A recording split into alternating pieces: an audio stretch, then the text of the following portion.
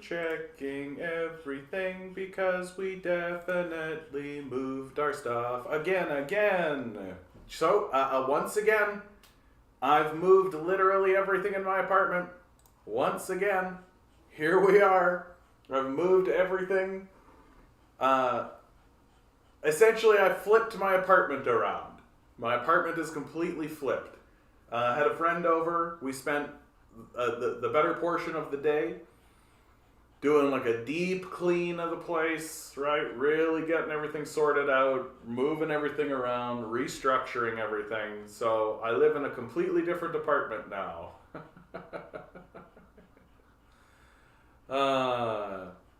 I'm not here, John. This is just your imagination that you're reading, and good evening. Oh, well, Eric, now we're getting into some deep existential stuff.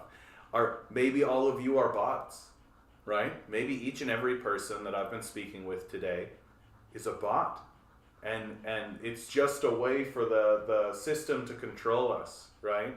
That they want to get us all hooked onto the internet and have us all talking to other people out in the world who don't even exist. Turns out that I'm a bot too. That this is just an AI like imaging scan of a person. I'm not even real, right? You'll never actually find me in the real world. I'm just a robot after all, right? And a couple of days ago, the Rogers network went down. We all heard about that, right? Eastern Canada. It's maybe that's part of the whole thing, right? There's a big global conspiracy of creating imaginary fake people who exist. Just letting you know there's a lot of echoes. You know what, dude? I think that has everything to do with, you know what I'm going to try? I'm going to try this.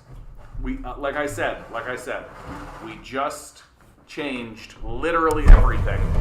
So everything is completely different. Mike's not in the right spot. I was actually about to ask, how's everything sounding? Right? Because I suspect everything sounds really, really bad and really weird, and everything's changed. And because everything has changed, oh, Milo, no. Nope, come with me. What has happened, my little guy? What has happened, my little man? What has happened, my little man? Milo, the little dog. He's a good dog with a face like a frog. So we're going to move this forward.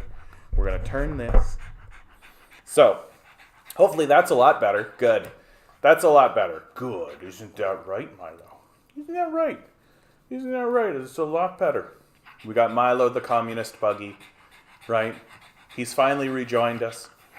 Isn't that right, Mr. Poops? Getting Milo through a bunch of changes. Did you hear what happened to, you mean Jackson Hinkle? I have not. What happened to Mr. Hinkle? I know that recently he was banned off of, but that was a while back, social media. Hey, Major, how are you doing? He's always been, like, in the crosshairs, it feels like. It feels like he's always been in the crosshairs, and my estimation of why he's always in the crosshairs is because he's a young Spitfire kid who is on the fast ascension, right? He's got connected with Jimmy Dore, and, yeah, been permanently banned. He's been permanently demonetized on YouTube, yeah. I'm not surprised by that at all, right? Like, especially because he has gone full throttle into the Ukrainian stuff, right? I'm not surprised by that at all. If you're going to go on to the Ukraine stuff, like, it was made very clear to me in a no mincing words. If you keep speculating and cracking open Ukraine, we are not going to monetize your stuff. That's been made explicit to me. Very, very black and white. No guesswork involved at all. Hey, John, how you doing? Ligandies, good to see you guys. And Jackson Hinkle 100% has been pushing that button over and over and over again, right? Like, anytime Jimmy Dore has a Ukraine segment, he has Hinkle on. Hinkle has been for sure pushing on that, and so I'm not surprised at all. Like, it's and I think it's especially so because, like, if you are going to be talking about Ukraine, especially given this climate, you have to be, like, reporting from pretty specific sources, right? Like, you've got to be using Western sources. You've got to be using strong, like, when I talk about Ukraine, I talk about the head of the CIA, right? I talk about the people that, like, Noam Chomsky talks about. And the truth is that it's not a safe subject to talk about. Simply put, it's not a safe subject to talk about. And YouTube has made it very clear that that's the case. Like, it was made explicitly clear to me. And so someone like Hinkle, who is gaining allies, who is gaining success, I'm not surprised about it at all, even a little, honestly. So, John Pilger. John Pilger sounds familiar.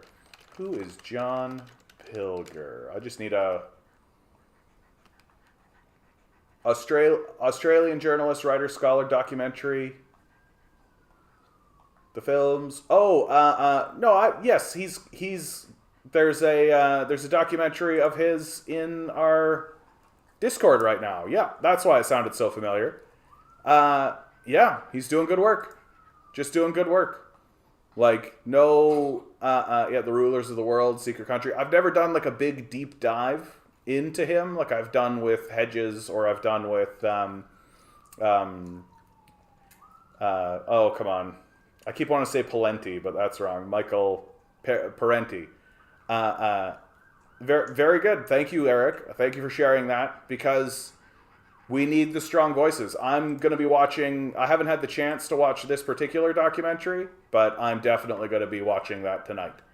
So keep spreading that stuff around, keep doing the good work, because we need more and more people. And I am more or less of the opinion that even if somebody like this were to present something that wasn't completely, or that had a bias on it, right? I think it's still good for us to investigate, and still good for us to pay attention to. It's still get an array of viewpoints, and frankly, I mean, you can see the coming war on China. Yeah, that's a strong position. That's a strong position to take.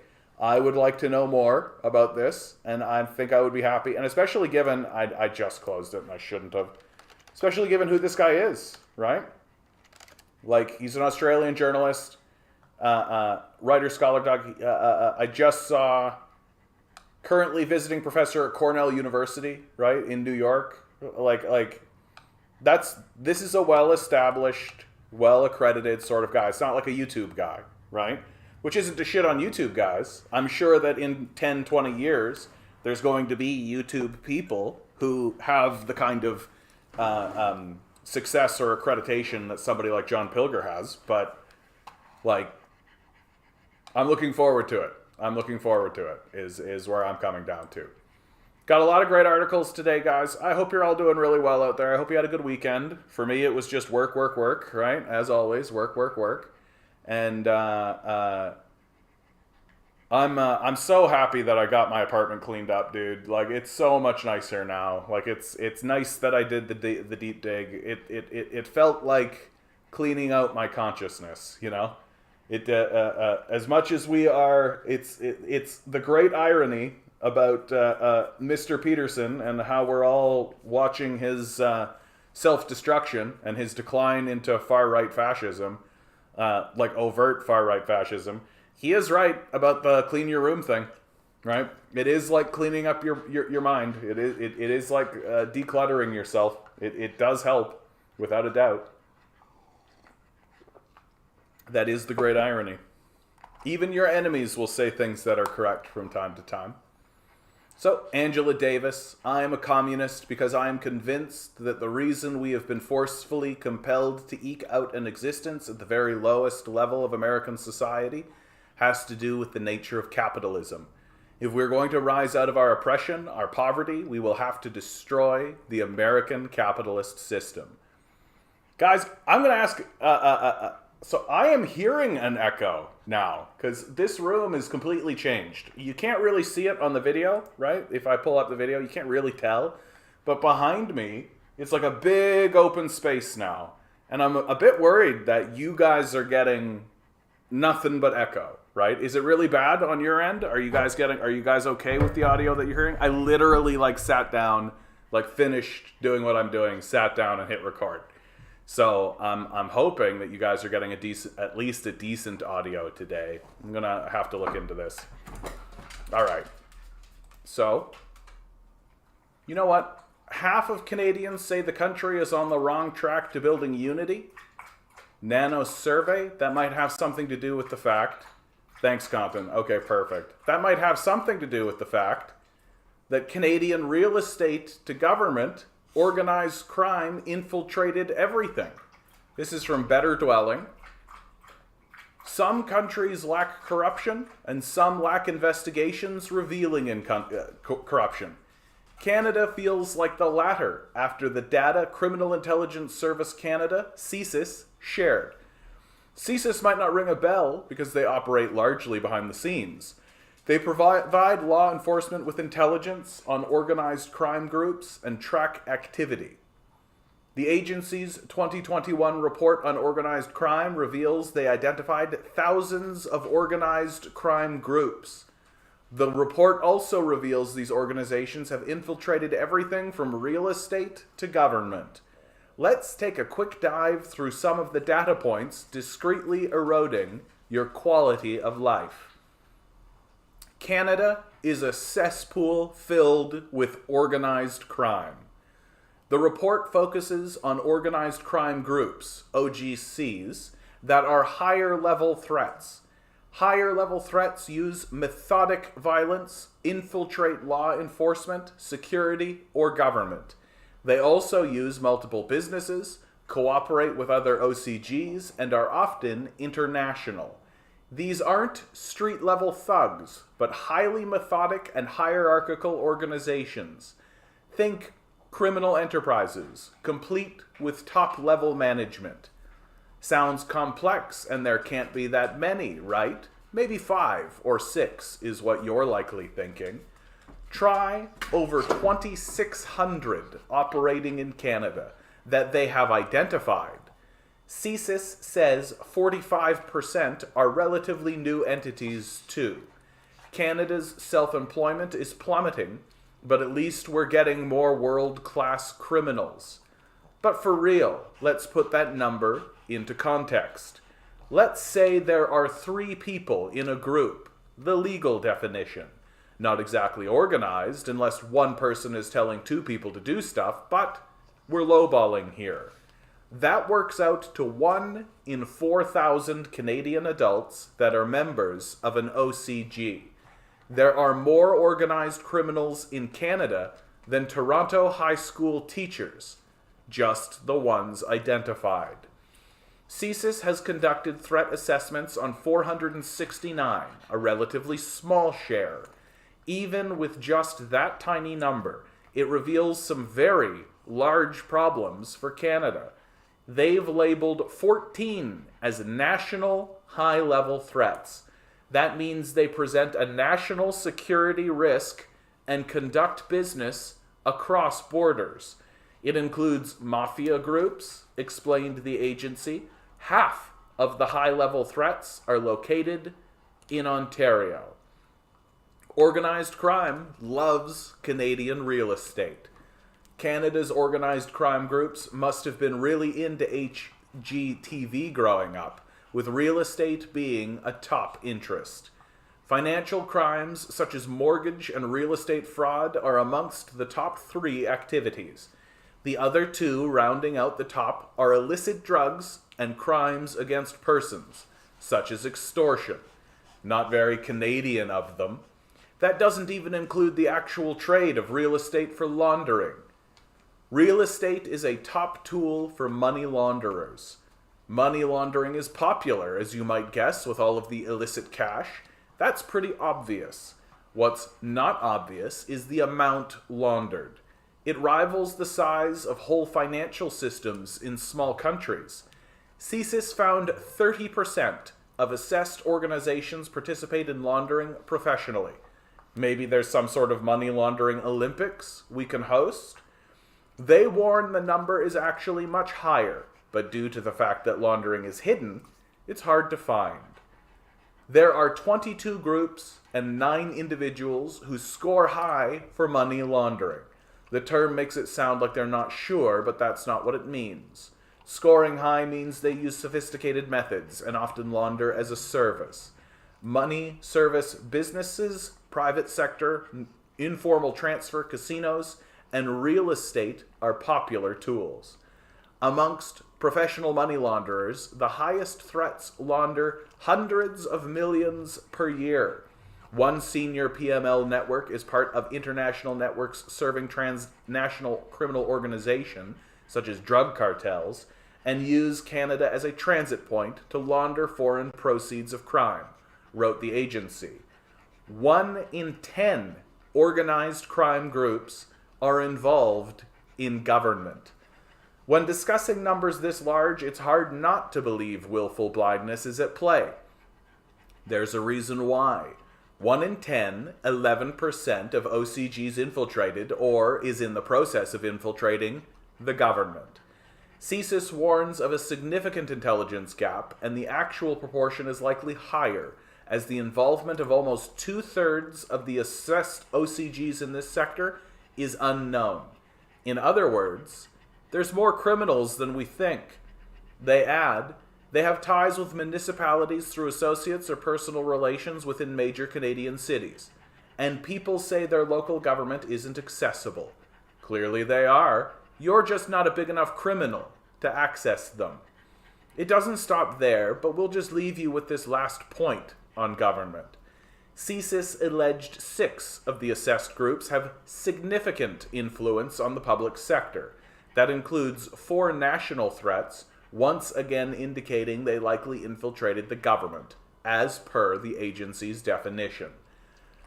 Corruption drives up the cost of everything, from real estate to taxes. Canada's a very expensive place, and part of this has to do with the scale of crime, according to CSIS. Public sector infiltration increases the cost of public goods and services, leads to misallocation of public resources, weakens policymaking and implementation, and damages public confidence in the government and law enforcement, warns the agency. They even ballpark how much it has cost taxpayers. Corrupt activities in government processes can increase project costs by up to 50%, CSIS estimates. Not hard to see with CSIS suggesting OCGs flock to transportation and construction. They estimate 71 OCGs are in the construction industry alone. We previously discussed how money laundering impacts home prices via marginal buying. Now more attention should be paid to how building costs inflate prices, apparently. Why isn't law enforcement doing anything? In short, they can't.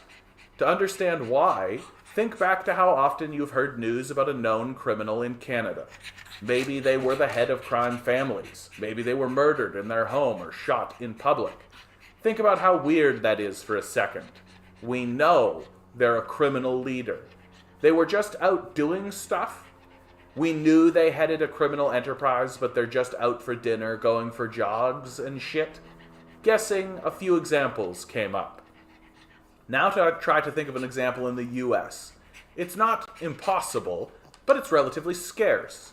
The reason goes back to the 70s and the Racketeer Influenced and Corrupt Organizations Act. The law opens up anyone that benefits, even indirectly, from organized crime activity. Any leader of a group that demonstrates a pattern of activity that can be held responsible. Even if the leader isn't caught issuing the orders, they can be pursued. It's not that politicians don't understand the need for RICO-style laws in Canada. BC Attorney General David Eby has been asking the federal government to rewrite the criminal code to prosecute organized crime. I've made many proposals to the federal government, including RICO-style United States-style laws. unexplained wealth orders, increasing and dedicated policing to go after money laundering in the province, he told CTV News last year. Clearly, those requests didn't go very far. Federal support has been lighter, but members of Parliament, Adam Chambers, is trying to build support for the issue. He's demanding a federal money laundering inquiry after having a number of questions regarding the failures identified by BC's inquiry. We need to look at all tools available to curb money laundering activity. A national inquiry will give us some ideas, and if one of them is a RICO-style act, then it should be considered, explained MP Chambers by email. Despite increasing support and public demanding answers regarding the numerous failures, Canada has been strangely opposed to RICO-style laws. It's not exactly an issue of time or a particular government either, since there's been no action for 50 years. Law enforcement has been begging for tools like this, but the requests are ignored by every party. The country just doesn't want to pursue it, and it's not clear why. Wait, how many organized crime groups did you say infiltrated the government again? Like, how much more evidence do we need? Like, how much more evidence do we need that our system is discredited, that it's discredited itself? It's no longer responding to the needs of the public, and it's being captured by criminals, overt criminals, and oligarchs. Like, where do you think this goes? Like, how do you think this ends for Canada? How do you think this ends for our ruling class? What do you think happens if we continue to allow the capitalist element in our society, i.e. the criminal element in the society, to continue being the ruling class and being the ruling party? Like, we don't care about anti-corruption. We don't care about fighting back against any of this stuff. That's your free market deciding, isn't it? Hey, Tinker, how you doing, bud? We're just talking about how 10% of government is infiltrated by organized crime. Isn't that fun? Oh, my boy. Oh, my boy. Oh, you okay, buddy? Sorry, guys. I got Milo back one day, and of course, we're 20 minutes into the cast, and he's in a crisis. 1 second. 1 second. Oh, I know my guy. Oh, I know my guy. Come here. Come here, my man.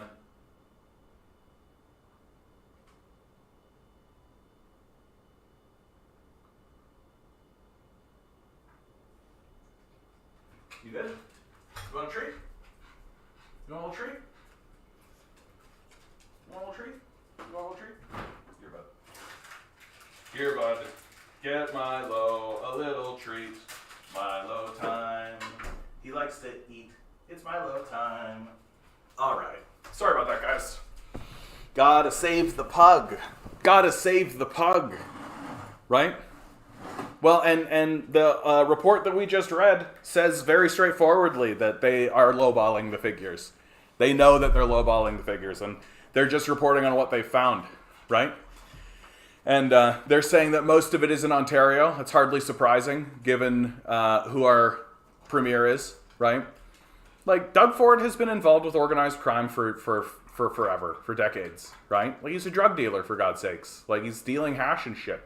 Like, how do you think this works, right? Like, it's one of these well-known secrets, right? It's one of these well-known open secrets that nobody ever talks about, right? Like, you never see media reports being like, yeah, Doug Ford, well-known drug dealer and crime boss, right? Like, we just don't talk about it. Just very simply, we just don't talk about it. And but it's obviously been the case, and it's always been the case, right? And in my view, it's the reason why you have such a weak response from the populace towards, like, the NDP and the Liberals, because the NDP and the Liberals are not, like, they're not actually shitting on Doug Ford for the reasons, like, they're not actually saying the words. They're not saying out loud in public yeah, Doug Ford is involved with organized crime, obviously. Like, he's like a mafia guy. He's definitely, like, this capitalist system is benefiting criminals, right? And it does. It explicitly does. And what do you end up with, right? What do you end up with? Well, what you end up with eventually is a system that just decides, wait, why do we keep asking people who the kings and who the rulers are, or any of this kind of stuff? Like, that's just troublemaking. We don't need to deal with that, right? And eventually, if you actually try to respond, if the populace tries to respond in the only way the populace can, which is through protest, and if eventually those protests get more significant and get more serious, well, they'll literally just throw hired enforcers at you, right? They'll call them police, but they're just thugs, right? Like, just soccer hooligans and literal neo-Nazis, right? Like, we've seen this. This is a familiar song and dance. And especially now, as things are getting more and more heightened, like, if you are part of the ruling class, you have got to be taking a look at what's going on amongst the populace and beginning to get very terrified. What's the video? There's a video that I had just posted. Yeah, this happened in Sri Lanka. Like, this happened in Sri Lanka, right? Like, I'm turning the audio off because, but like, here in Sri Lanka, which is an island about the size of Taiwan off the coast of India, thousands and thousands and thousands of people just revolted. They just stormed the parliament buildings. If I'm not mistaken, they arrested the prime minister, or they at least chased him out, right? Like, if you're part of the ruling class, and this is another revolt that happened, don't forget about the Kazakhstan revolt that happened, right? Like, countries are falling into complete revolt.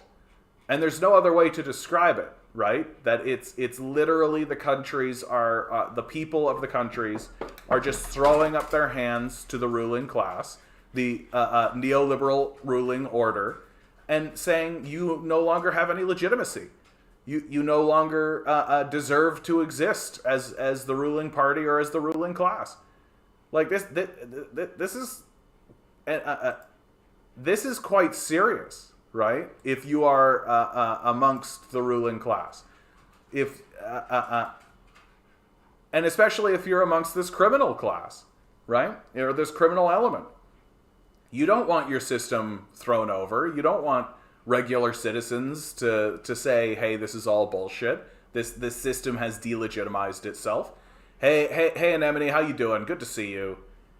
And the delegitimization of the system is exactly how a populace becomes mobilized against it, right? Because it's one thing to go through tough times, right? Everyone sort of expects there to be tough times, and everybody sort of expects that. But once the populace turns from, oh, this is not about tough times, this is about the system itself being delegitimized. And, I mean, you know who you're talking to here. I have been saying all along that this system is delegitimized. That the system of electoral politics here in North America is no longer legitimate because all parties have been purchased, right? That the oligarchs and the corporate state have overwhelmed the democratic processes entirely, and we get the appearance of democracy, right? But the NDP and the Liberals and certainly the Conservatives don't work in the interests of the populace. And if the populace was able to get together and actually begin to foment enough power to be able to get involved in the electoral process, well, they would just be blocked from doing so. We've literally seen this happen. It's explicit in the United States, but the same stuff happens here in Canada, right? And eventually, and if it gets to the point where we are actually able to take control of the electoral process legitimately, they'll just do away with it, right? Like, that's how serious things have got. And people don't recognize it, and they don't realize it. That the people who are taking power are fascists. They're not actually interested in playing fair or playing by the rules or the peaceful transition of power or any of that. That the people who are seizing power want you to sit down and shut up, and they will beat you about the head if you stand up and fight back. They will tell you to get back in your place, right? Yep, the system was never legitimate. The entire Constitution was designed to protect the rich elite. Even the U.S. Constitution ripped off their Constitution from the British Constitution. Well, I mean, that's almost explicit in the American Constitution. Like, if you want to talk about the American Constitution, it's explicitly stated that the purpose of the thing is to keep power within the wealth of the nation, right? That's the point. It costs $2 billion to become the American president, right? Like, you don't get that kind of wealth and you don't get that position without being involved with who? Organized crime, right? It's as simple as that. Hey, Rusty, how you doing? Right? And the only way, and I keep saying it over and over and over again, and people don't want to accept it, they don't want to believe it, they don't want to get involved with it, they want to believe that they can just organize with their union, right? Get their 0.2% increase, right? And that's serious, and that's going to stick, and that's the thing that's going to... No, none of that's going to work, right? We're dealing with a deeply corrupted, delegitimized system of government that refuses to acknowledge the needs of the populace and refuses to acknowledge what needs to be done in order to ameliorate the suffering from the populace, right? And it's just going to get more and more obvious. It's just going to get more and more obvious as overt criminals. People like Doug Ford. Like, Doug Ford is an overt criminal, right? The fact that he is the premier of Ontario and the fact that the NDP were incapable of defeating him is a complete and total embarrassment. Not only for Canadians, not only for Ontarians, but also for the NDP. Like, the NDP is no longer, in my view, a legitimate party. Like, how can you not actually convince anybody to come out and vote for you in any serious way? Like, it's completely embarrassing. And you've got most people saying that the reason why they didn't is because they don't see a difference. Like, that's shocking. So let's pivot into this article then, right? 3 challenges facing the Ontario NDP as it tries to win more support. My guess, I'm going to be honest with you guys, I haven't read this article, right? But my guess is that we are going to see complete cluelessness right now. Yeah. The results of the 2022 Ontario provincial election were a devastating setback for the New Democrats, involving a loss of votes, seats, and support among important demographic groups. With the resignation of leader Andrea Horwath, the party is now at an important moment. In the coming years, the NDP, the main electoral arm of the left in Ontario, has decided its direction and what role it wants to play in the province's electoral dynamics. The NDP has always been in an awkward position in Ontario. Although it emerged out of Canada's Labour and progressive traditions, it has struggled to find its place, forming a government only once during a particularly unstable period of the late 1980s and early 1990s that saw successive governments from all 3 parties. Nevertheless, it has maintained a somewhat stable presence in Ontario politics. Despite an inconsistent seat count, the NDP on average has held on to about 20% of the popular vote. It comes second place in Ontario elections fairly regularly, typically by surpassing the Liberals in popular vote and seat count. Given a Liberal Party that has yet to recover from the unpopularity of the Kathleen Wynne government, this is the position the party currently finds itself in as an official opposition in the Ontario legislature after Doug Ford won a second majority on June 2nd. Ideology versus electability. Part of the electoral consideration for the New Democrats is oriented around the perennial tension between ideological dedication and political expediency. It has two choices. First, it can offer a principled opposition that is highly unlikely to form a government, because right now it's definitely forming government, right? Second, it can present a more electorally viable party, except it doesn't know how to do that, in addition to overlapping with other parties, will be unable to reform the province's political and economic institutions, which it was never interested in doing anyway. Historically, the party's origins in the Canadian Cooperative Federation resulted in a committed to major reforms pertaining to the interests of the working class, greater cooperative control over the relations of economic production, social justice, and expansion of the welfare state, which they don't talk about anymore, right? That's why nobody thinks that these guys are serious, right? They don't talk about any of that anymore. They literally, like, think about the literally these guys are getting pushed to the left by the Green Party, for God's sakes, right? It's just embarrassing. In doing so, it formed a base around the support of organized labor and educated middle-class metropolitan voters with progressive beliefs. Nevertheless, the party has been more likely to campaign on more moderate, because there is such a thing as moderate anymore, left of center, because there is such a thing as center anymore, set of policy commitments directed at middle class, because there is such a thing as the middle class, voters, right? No wonder these guys are losers, right? They're more likely to campaign on a more non-existent, like a non-existent set of policy commitments directed at non-existent voters.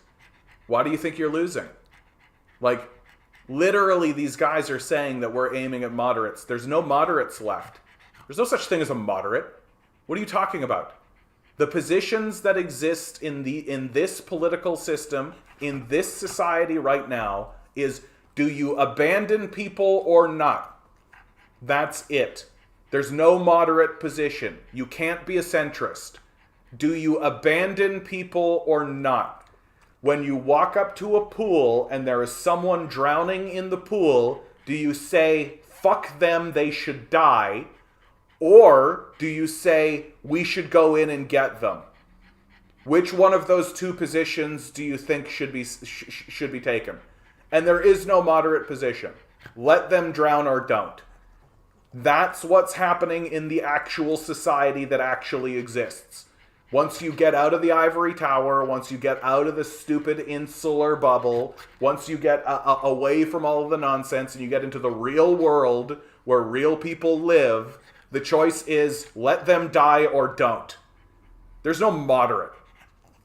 Like, and the clueless, incompetent NDP and the people who are trying to direct the NDP, like this person, saying that there's such a thing as a... Okay, I shouldn't blame him. He's just saying what the party has been doing. So I shouldn't shit on him yet. But if this is how the NDP is acting, no wonder they're losers. Right? No wonder they're losers. They're appealing to things that don't exist. There's no such thing as a middle class. What are you talking about?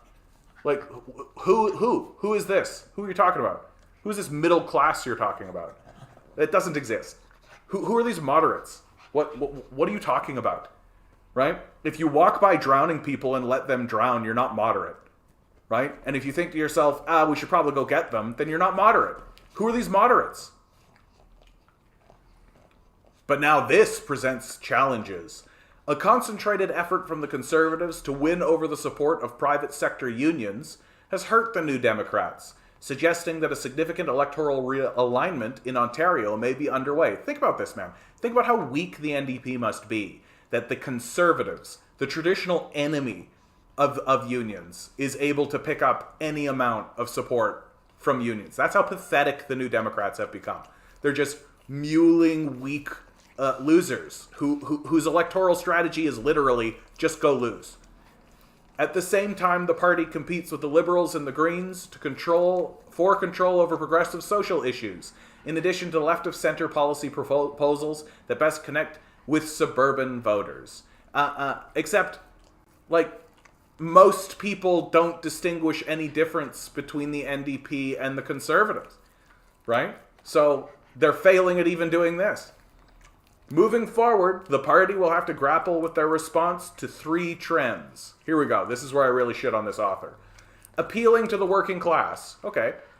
The first concerns the question of what to do with their conventional working class support, or more precisely, the more historic dynamics of class-based politics.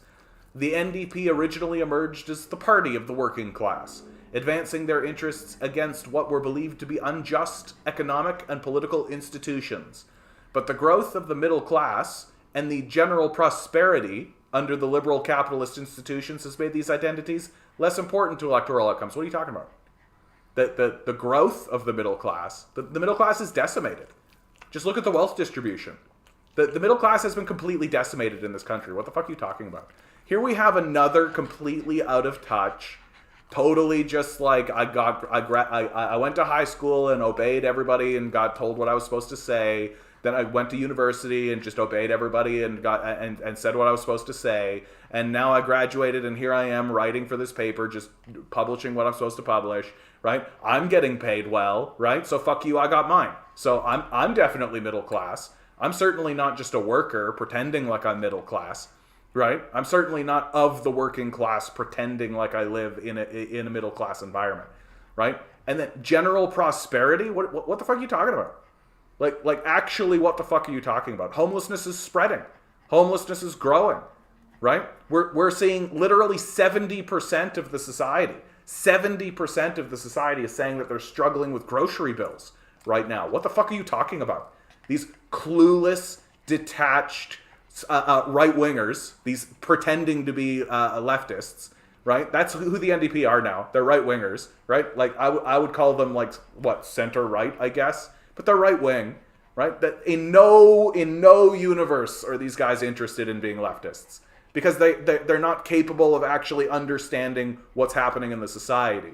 Because they're detached from reality. They don't know what it is to be a working class person. They don't know what it means. This guy's not worried about paying for his grocery bill, right?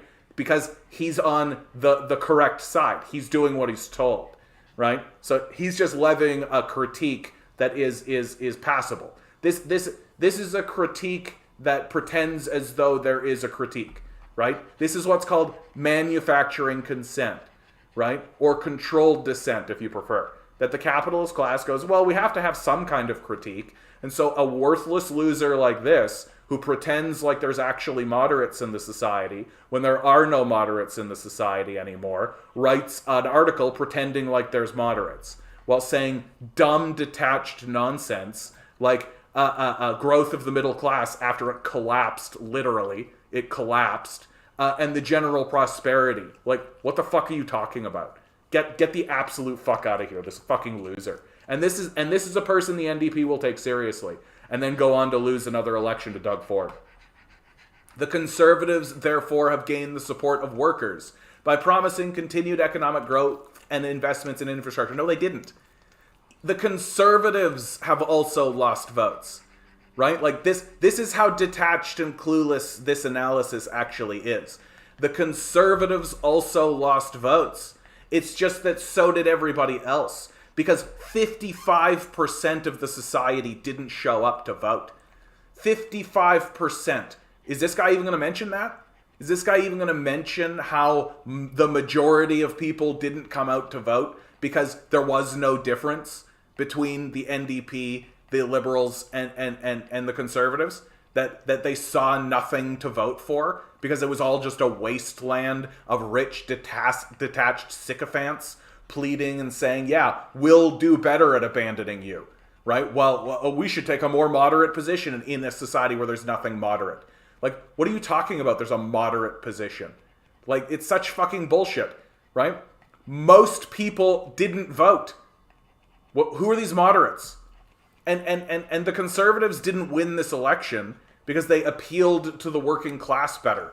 They won the election because Doug Ford has a cult-like following of conservatives and psychopaths who want to abandon majorities of the society. They say they want to. They completely admit that that's the strategy. And those voters showed up, and the people who are supposed to vote, the working class, didn't, because they didn't have anything to vote for, right? And we're supposed to take these NDPers fucking seriously. We're supposed to actually be like, yeah, the NDP are a serious party, when this is the critique that's coming out. This garbage, low-level, trash bullshit that we're all supposed to believe? Why? It's total fucking garbage. And this hack, this total fucking hack, Sam Routley. Oh, he's a PhD student, guys, from Political Science, Western University. PhD, doing everything he was been told to do. Right? Hey, you should pretend like there's moderates in the society. Okay. Right? Here it is. Can't wait to watch the NDP lose another fucking election like a bunch of losers. Just like this guy, Sam Routley. Nevertheless, there is some ground to gain here for New Democrats if they can provide solutions. Oh, here you go. Solutions for current economic anxieties, like rising income inequality. But wait a minute. What about that general prosperity in the middle class? What about the growth of the middle class? Oh no, but we've got anxiety about the income inequality, inflation, housing unaffordability. But the middle class, they should be fine, right? While pointing to the limits of the growth-oriented model offered by the conservatives. Like, this guy is skirting all around the idea that, like, hey, you should say that capitalism fails. You should say that capitalism is the crisis, right? While pointing to the limits of the growth-oriented model offered by the conservatives. Yeah, capitalism fails. That's the whole model. That it's just unlimited growth forever, right? It fails. Jagmeet Singh, the federal NDP leader, has already incorporated this into his electoral appeal to some extent, drawing a distinction between the people and the ultra-rich. But there is little evidence that enough of Ontario supports the NDP in this area, particularly given the fact that the Liberals also offer an alternative to the Conservatives in economic policy. No, they don't. This guy's just pretending as though the populace is not supporting the NDP because why? Like, this guy just doesn't want to admit that the NDP is essentially a conservative party at this point. He just doesn't want to admit it. That the NDP are not coming out and actually saying out loud, yeah, socialism, capitalism is bad, we should tax the rich, like we should actually do something about these issues. They're not actually saying any of that, right? It's all just cultish, weird, like Trump bad type conversations. So number 2, grappling with social justice issues. The second trend pertains to social justice. Given voters are less inclined to vote based on economics, citation needed. Given voters are less inclined to vote based on economics, citation required. Like, what are you talking about? 55% of the society didn't show up. What are you even talking about? Right? And why didn't they show up? Because they didn't see a difference. And why didn't they see a difference? Because there is no difference between the NDP and the Conservatives. Their policies are the same. Yeah, maybe you'll get like a sick day, right? But you'll still wake up and go work for capitalists who are still doing everything they can to abandon you. We all know it, right? Like, oh yeah, good, I got my extra sick day. Whoop-de-doo. Who gives a fuck? Doesn't matter at all. This emphasis on values like equality, tolerance, environmentalism, and free individual expression has become a priority of left-wing politics. Did this guy not put together that they just humiliatingly lost? Does this guy not get that, like, they just faced the most humiliating defeat in the party's history? Like, it's never been worse for them. And they're standing in front of us saying, no, but like we need to focus on values like equality, tolerance, environmentalism, free individual expression. This is the priority that matters. This is the priority that matters. My teachers at Western University told me so. This is the thing that really matters. I wrote a PhD thesis on why identity politics is good, that we should constantly be talking about that. Voters are less inclined to vote based on economics. They don't care about economics. No, they don't care. That's why none of them showed up. Yeah, nobody came out and voted because they don't care about economics. They care about the things that we talk about. Yeah, they care about the things that we talk about. Fucking detached, clueless losers, man. Recent events linked to systemic racism, indigenous self-determination, and climate change have made these issues particularly important for some voters that didn't show up to vote for you, dummy. But this is another area where the NDP competes with the Liberals and Greens. This often results in political parties one-upping each other as they focus on appearing the most socially progressive, which obviously people don't care about because they didn't come out to vote. They do so by devoting more attention to these topics in campaign communications, in addition to promising more spending and government-sponsored programs to address issues pertaining to social justice, which failed, it didn't work, It was a complete embarrassment. But this may turn off other demographics, such as the majority of voters, such as the vast majority of voters who didn't even show up to vote, such as suburban middle-class voters more concerned about short-term. But this may turn off other demographics, such as suburban middle-class voters more concerned about short-term pocketbook economic issues. Literally, this guy writes, given voters are less inclined to vote based on economics, in the first paragraph of Article 2, right? Literally the second line, the last line of Section 2, such as, what do they care about? Economic issues. So here's this guy starting the conversation by hand-waving away economics, ending it by saying, but economics is actually super important. Like, if I was grading this, I'd be like, big red circle, arrow, see me after class.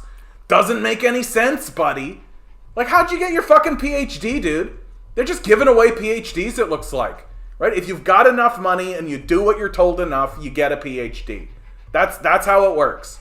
Right? You get your little piece of paper writing about your little identity politics issues while you write this insipid bullshit about how given voters are less inclined to vote based on economics, citation required. By the way, but, suburban middle-class voters more concerned about short-term pocketbook.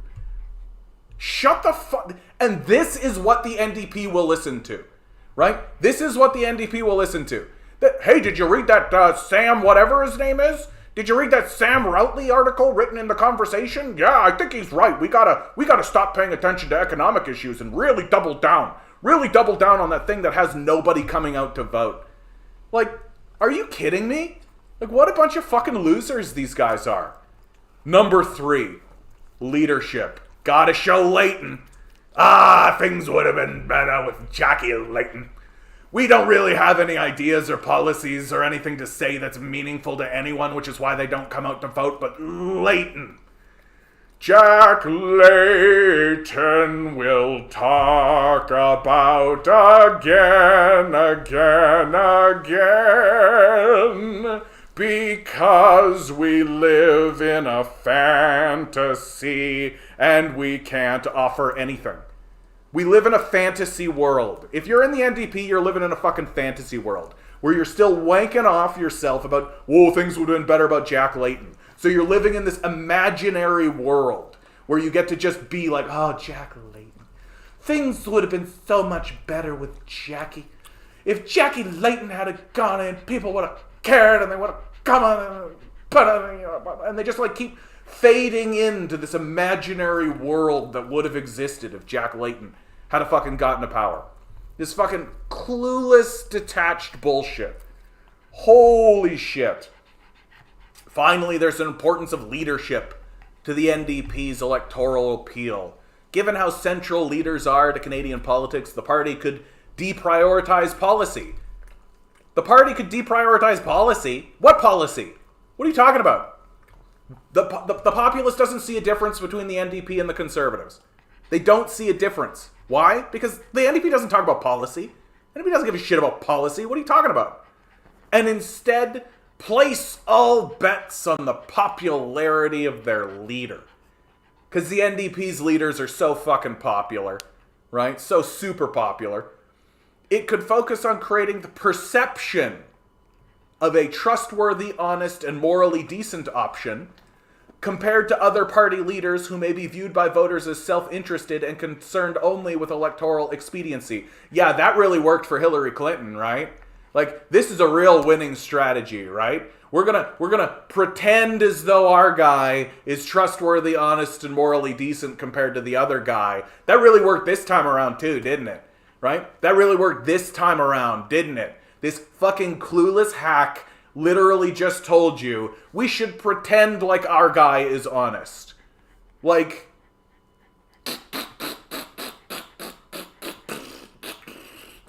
Jack Layton was successful at this.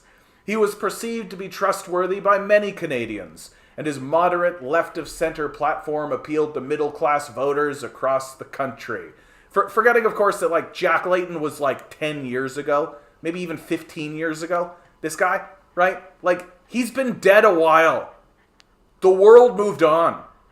Maybe you should too, right? Maybe you should too. Time to let the old boy rest. Time to let the old boy rest.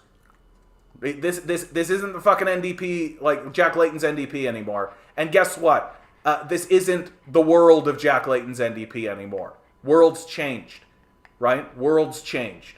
Maybe the NDP should change too. But here again, the Ontario NDP must consider what it wants to be. Because even with a popular leader, it's part of a crowded field of left-of-center political parties, both provincial and federally. And here he is just pretending like there is a left-of-center political party, right? Like, this is how big a hack this guy actually is. Like, again, we have a conservative party on the right.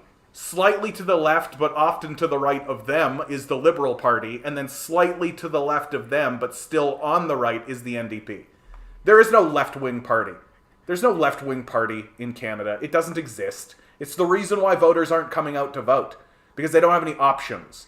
What they're looking at is a grouping of pro-capitalist, far-right losers who are trying to trick you into voting for them, right? While offering you nothing of merit and nothing of consequence whatsoever, right? And then they look over on the left where they actually want to be, and there's nobody. And so what do? They don't even show up, right? That's what happened in this last election, and it's what's going to keep happening. While losers like this keep talking as if there is a left-wing party. This just dumb idiot hack. I guess Western just lets anybody have a PhD, as long as you got the money. Even with their high personal approval ratings, this is a limitation Horwath could never fully overcome. Nevertheless, given a weak provincial Liberal Party, if the NDP chooses a dynamic leader in the coming years, it could form government and fully establish itself as the most popular alternative to the progressive Conservatives in Ontario. With a new leader and a renewed commitment to a left-wing policy platform that addresses, but again, we don't care about economics, but we got economic needs, right? And social justice, it's possible the party could earn a solid, respectable place in Ontario as a voice of opposition and give it a chance at victory.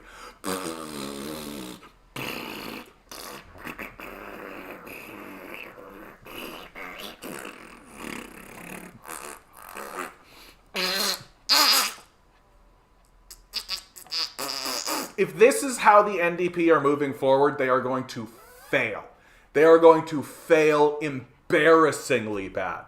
Embarrassingly bad. There's literally no reason to put your energy towards this. You might as well be putting your energy towards like the Communist Party or some sort of local municipal party. These people are worthless. They are literally incapable of understanding the absolute basics. The absolute basics, the fundamentals of how this is supposed to go. They refuse to acknowledge the elephant in the room, which is that capitalism is destroying the society. They refuse to out the overt criminals in their midst. They refuse to actually talk about things like a basic income. They refuse to actually address the very serious economic concerns. And they're even publishing articles where people are hand-waving away economic concerns while the vast majority of the populace isn't showing up. These people are losers. Do not support them at all. And make fun of people who do. Make fun of them. Like, don't be like, oh, I don't know about the NDP. Literally scoff and mock them as right-wingers. Because that's all they are. They're not your friends. They're not trying to be your friends. They're not even trying to convince you to vote for them, really. Right? All they are is trying to convince you that there is such a thing as a left-wing party in Ontario when there isn't. We have 3 extreme far-right parties.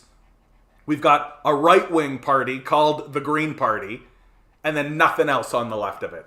It's over. It's done. Do not vote for these people. They are losers, and they will betray you. It's so obvious at this point, especially with dumb idiot hacks like this. Like Sam Routley, Like, he doesn't give a shit about the outcome of these elections, right? He's just done what he's been told his whole fucking life, writing stupid articles, saying the dumbest shit I've ever heard anybody fucking said. Holy fuck did this article make me mad. Holy fuck did this article piss me off. Like, this is supposed to be serious? Fucking Western, man. They're just giving anybody a PhD. Jesus Christ. I should just go get one of these fucking PhDs. Right? They'd never actually give it to me, though. Because I would actually write something meaningful. They wouldn't like that. Christopher De Silva. How you doing, bud? Mocked. Good to see you, bud. Dinesh D'Souza, who said that Marx was racist, oh, very good, had himself claimed that racism had ended, that American chattel slaves were treated pretty well, and called for a repeal of the Civil Rights Act in 1964. Yeah, we like to call that projection, right? That's what that's called. You're a racist! By the way, black slaves, they're fine. Black slavery is fine. Racist. That's what we like to call projection. All right, guys, seeing as Mocked is in the room, we know what this means. We know what this means. Let's do... Only 6 people watching. I must have chased you all away with my big, gigantic rant. You guys are the true believers. You guys are the true believers. I'm in with a 7 with you, bud. We're doing it. We're doing it. There's 6 people in the chat. I expect to see 6 numbers. Let's go. Let's go. We got... This is probably pretty echoey. 7, 7. 1, 2, 3, 4, 5, 6, 7. Okay, there's 7 of you in chat. Look at that. Look at that. We got a lot of 7. So 7 people in chat. The number 7. Christopher Silva's ruining it. So there's actually 8 of you in the chat right now. Very good. Very good. Here we go. Here we go. 4. Everybody get fucked. Everybody get totally fucked. Too bad. Too bad. Big whiff across the board. Big whiff across the board. We had a 3 here. We had a 5 here. Just get it right by you. You felt the energy slide by you is what it was. Well, Continent Chris, my heart goes out to you. Right? You just missed it. You just missed it. Well, we're all losers together. You know what is scary? Because the conservative court is so insane, I can see them doing it. I mean, if you're talking about the American system, right? Like, the Americans are falling into just a total Christian theocracy. There's just no other way to describe it. All right, with that, guys, sorry. I'm going to start doing this at the top of the hour. So, you guys will catch up soon enough. Half of Canadians say the country is on the wrong track to building unity. Nano survey, right? We just read this article, this absolutely detached bullshit article, right? More than twice as many people believe Canada is on the wrong track as opposed to the right one. When it comes to being more united country, new survey from Nanos Research shows. The survey, commissioned by CTV News, asked Canadians their opinions on whether Canadians are on the right track to achieving 2 objectives: building a united country and creating prosperity for the future. Literally, we just read an article that told the NDP that, like, there's general prosperity. Half of those surveyed believed Canada is on the wrong track to uniting the country, compared to 22% who believe that it's on the right one. 28% were unsure. So let's be real clear. Half, so 50%, right, said we're on the wrong track. More people said that they were unsure, 28, than said that they were sure that we were on the right track. Like, this should be a glaring, gigantic, big, flashing red light. Nope. Nope. Pessimism was the strongest in the prairies. 60% believing Canada's on the wrong path, followed by Ontario, 53.1%, Quebec, 44%, BC, 42%, and the Atlantic provinces at 40%.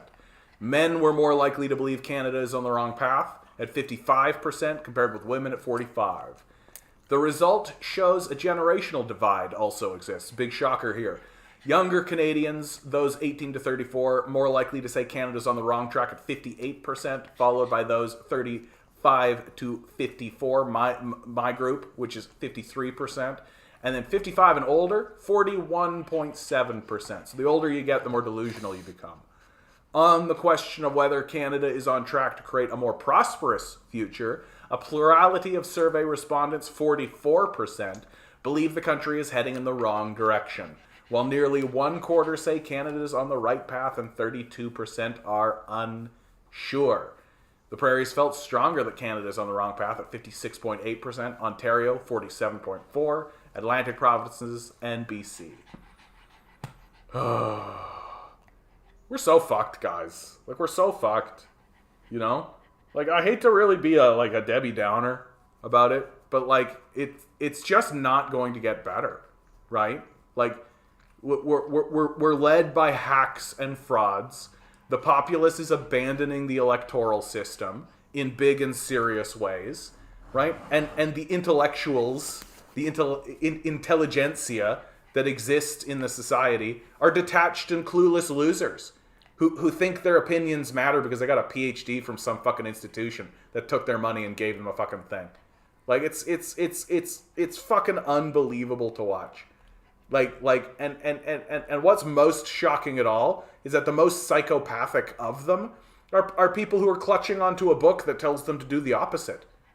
Like literally, give your money to the poor is in that fucking book. But they're clutching it so tightly they can't be arsed to open it up and read it. Yep. The Conservatives repelling the Civil Rights Act. It's coming, man. No, it's coming, dude. Like, it's for real.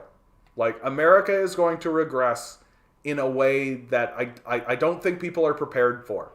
Like, I genuinely don't think that the populace will know how to respond to what is coming.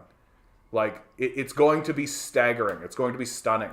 I suspect it'll be so overwhelmingly stunning that people will literally not know what to do.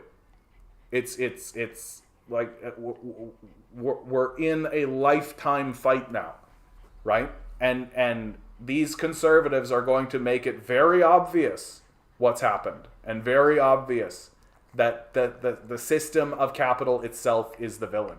And they will be absolutely fine with just reinstating open slavery. They will absolutely be fine with this, right? They're already doing prison slavery. That's already part of the system, right? They're already doing wage slavery. It's already part of the system, and we're just deeply entrenched in this.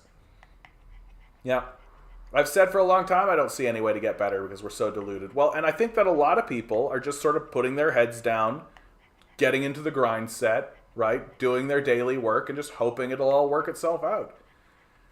Mocked is saying the American Supreme Court told Lincoln that he couldn't suspend habeas corpus and he just said, F you, did it anyway, right? Take notes, Brandon. I mean, habeas corpus doesn't exist in America anymore. They legislated that away forever ago. Yep, love that the media isn't bringing up what happened in Sri Lanka. How very, yeah, exactly. They don't want people to know. They don't want people to be aware that in other places around the world, there are major revolts and major revolutions happening. Right? They don't want people to know about Kazakhstan. They don't want people to know about Sri Lanka. They don't want people to know that, oh, if we all just got together, we could fucking just do this. Right? They don't want people to be aware of that. That the January 6th insurrection was like baby's first overthrow, right? Like, it just didn't work that way. Yeah, just like they're not bringing up the Dutch farmers' protest. Exactly. Yeah. What about to Sri Lanka again? Oh, I thought you were in the chat when I showed this, Eric. Sri Lanka literally like overthrew its government in like pretty dramatic and serious ways, right? Like this is the Prime Minister's office right here. Here's the people. They literally stormed it. Like they've chased the ruling class out of the country. Like it's gotten very serious. My understanding is that it's largely Maoists, right? Like that there was a Maoist or upswell that happened in Sri Lanka, and literally they just got together and were just like, fuck this shit, straight up. They were just like, fuck this shit, get them out of here, right? It's a major overthrow. It's a major revolt, right? That people became ungovernable and they literally threw out their governors. Like, as simple as that. Because the Sri Lankans figured out, what we have yet to figure out, which is that the system itself has delegitimized itself, that it became incapable of responding to the public, right? What happened with the Dutch farmers? Just like across what happened across India, right? It's the same story that we're seeing over and over and over again. That in the Netherlands, the farmers have gotten together and they've protested the government, right? For exactly the reasons you expect farmers to do so, right? Their quality of life has declined significantly. Prices have gotten so that they can't actually produce anything. This is a global phenomenon. It's happening all over, right? And nobody's reporting on it because they don't want people to understand what's actually powerful and what actually works, which is protest, right? Getting into the streets. That's what these governments are most terrified of. If they can convince you that there is any other pursuit, if they can convince you that there's any other thing to put your energy towards, so why do they constantly tell you to vote? Vote harder. Just go vote harder. You're not voting hard enough, right? Vote blue no matter who, right?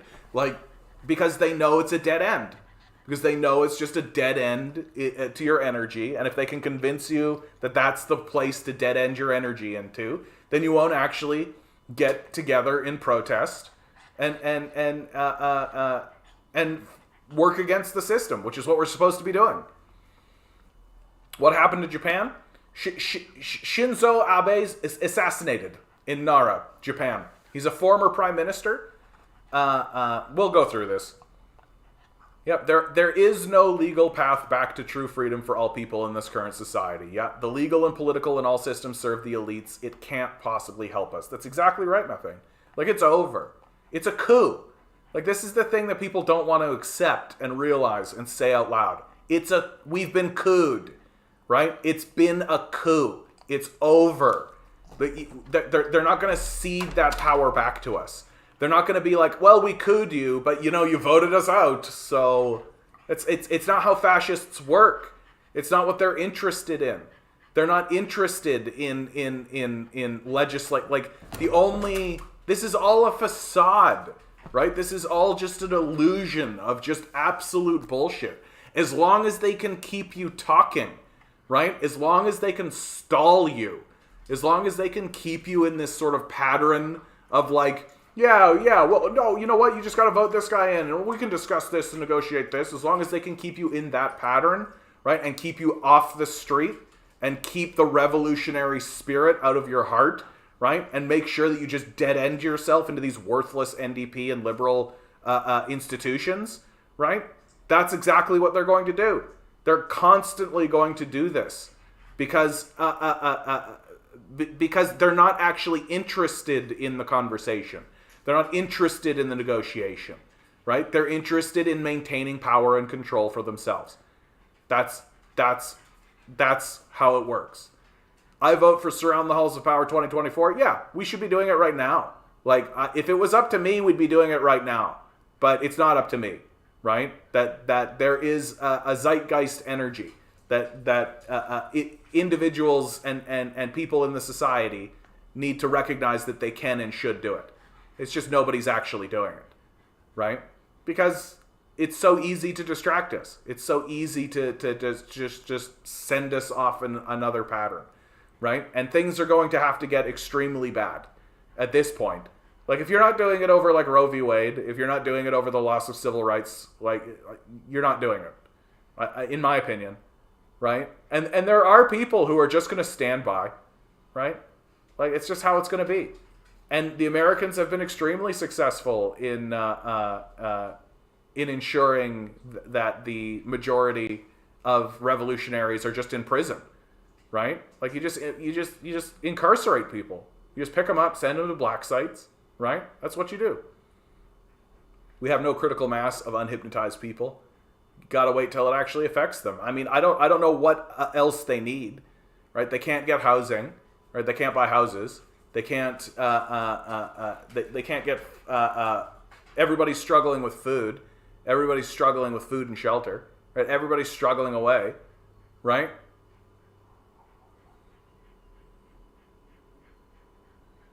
Yeah. the podcasts I've been listening to, Revolution and Ideology, they're demonstrating the complete double standard. Well, and the fire that these governments are playing with is that, like, they think that they're going to be able to control any of this. I think that's the thing that they don't really get, right? Because they think that they have done a good job of controlling the populace, and maybe that's true, right? Maybe that's true. Maybe we could say, like, oh, this iteration of the populace has sort of been under control and all that kind of stuff, so we can push it and do all this kind of stuff. But guess what? There's another generation that comes up, and then another one, right? And you don't maintain control. You just don't. This game that they're playing backfires in big and serious ways, right? And in my view, it is a matter of time. It's just what's the straw that breaks the camel's back finally. If you really need any more convincing, the conflicts of interest really do it for me. They're everywhere and everything. It's sick. Well, I mean, like, I don't understand why people are so gung-ho to sell themselves. Like, that's the part of this conversation that I think is the weirdest. Like, I don't get why everybody's so gung-ho to be like, oh boy, I'm going to go work at, like, a Starbucks or something, right? Like, oh boy, I'm going to go work for a Tesla Co., right? Oh boy, I can't wait to sell myself, right? Like, I don't understand this sort of mania to take the only thing you have that's actually worth anything, right? Which is your time, right? It's the only thing you have that's actually of value and of merit is your time, right? And the person who is who has the most value of it is you. You value your time more than anyone, right? On an infinite scale. You okay, buddy? You okay? Sorry, guys, my dog is, like, really panicking. You okay, buddy? What's going on? What's going on? Do you just want pets? Just want scratches? He just wants scratches. That's all. What a character. What a character. See, even a fucking dog knows how to do it right. Even a dog knows how to do it right. You want something? You want something? You come and protest it. Jonathan, I'm not getting enough scratches. Jonathan, I'm not getting enough scratches. What does he do? He comes over and he protests about it. Right? He comes up to me and he gives me little whines. And he goes, Jonathan, even a dog knows how to do it. Right? We can't figure this shit out. What do we do every single fucking day? We wake up and at some ungodly early hour, get in a car that pollutes the environment, destroys everything around it, drive down highways that ripped up the whole world in order to have, right? To get to a job that we barely tolerate, probably hate, right? Sit there in the stupid cubicle or wherever we're supposed to be when we could be doing it from home, but fuck that, right? Get inside your little weird little cubicle, like live your stupid little life to turn around, get back in your car, to go sleep in the house that you never actually spend any time in, right? Like it's the most absurd shit of life. It's the most absurd thing in the world. I'm the worst for saying what I want. I do not enjoy complaining about anything. Yeah, people don't want to be on the out group. That's all it is, methane. Nobody wants to be on the out group, right? Like everybody wants to be on the in group.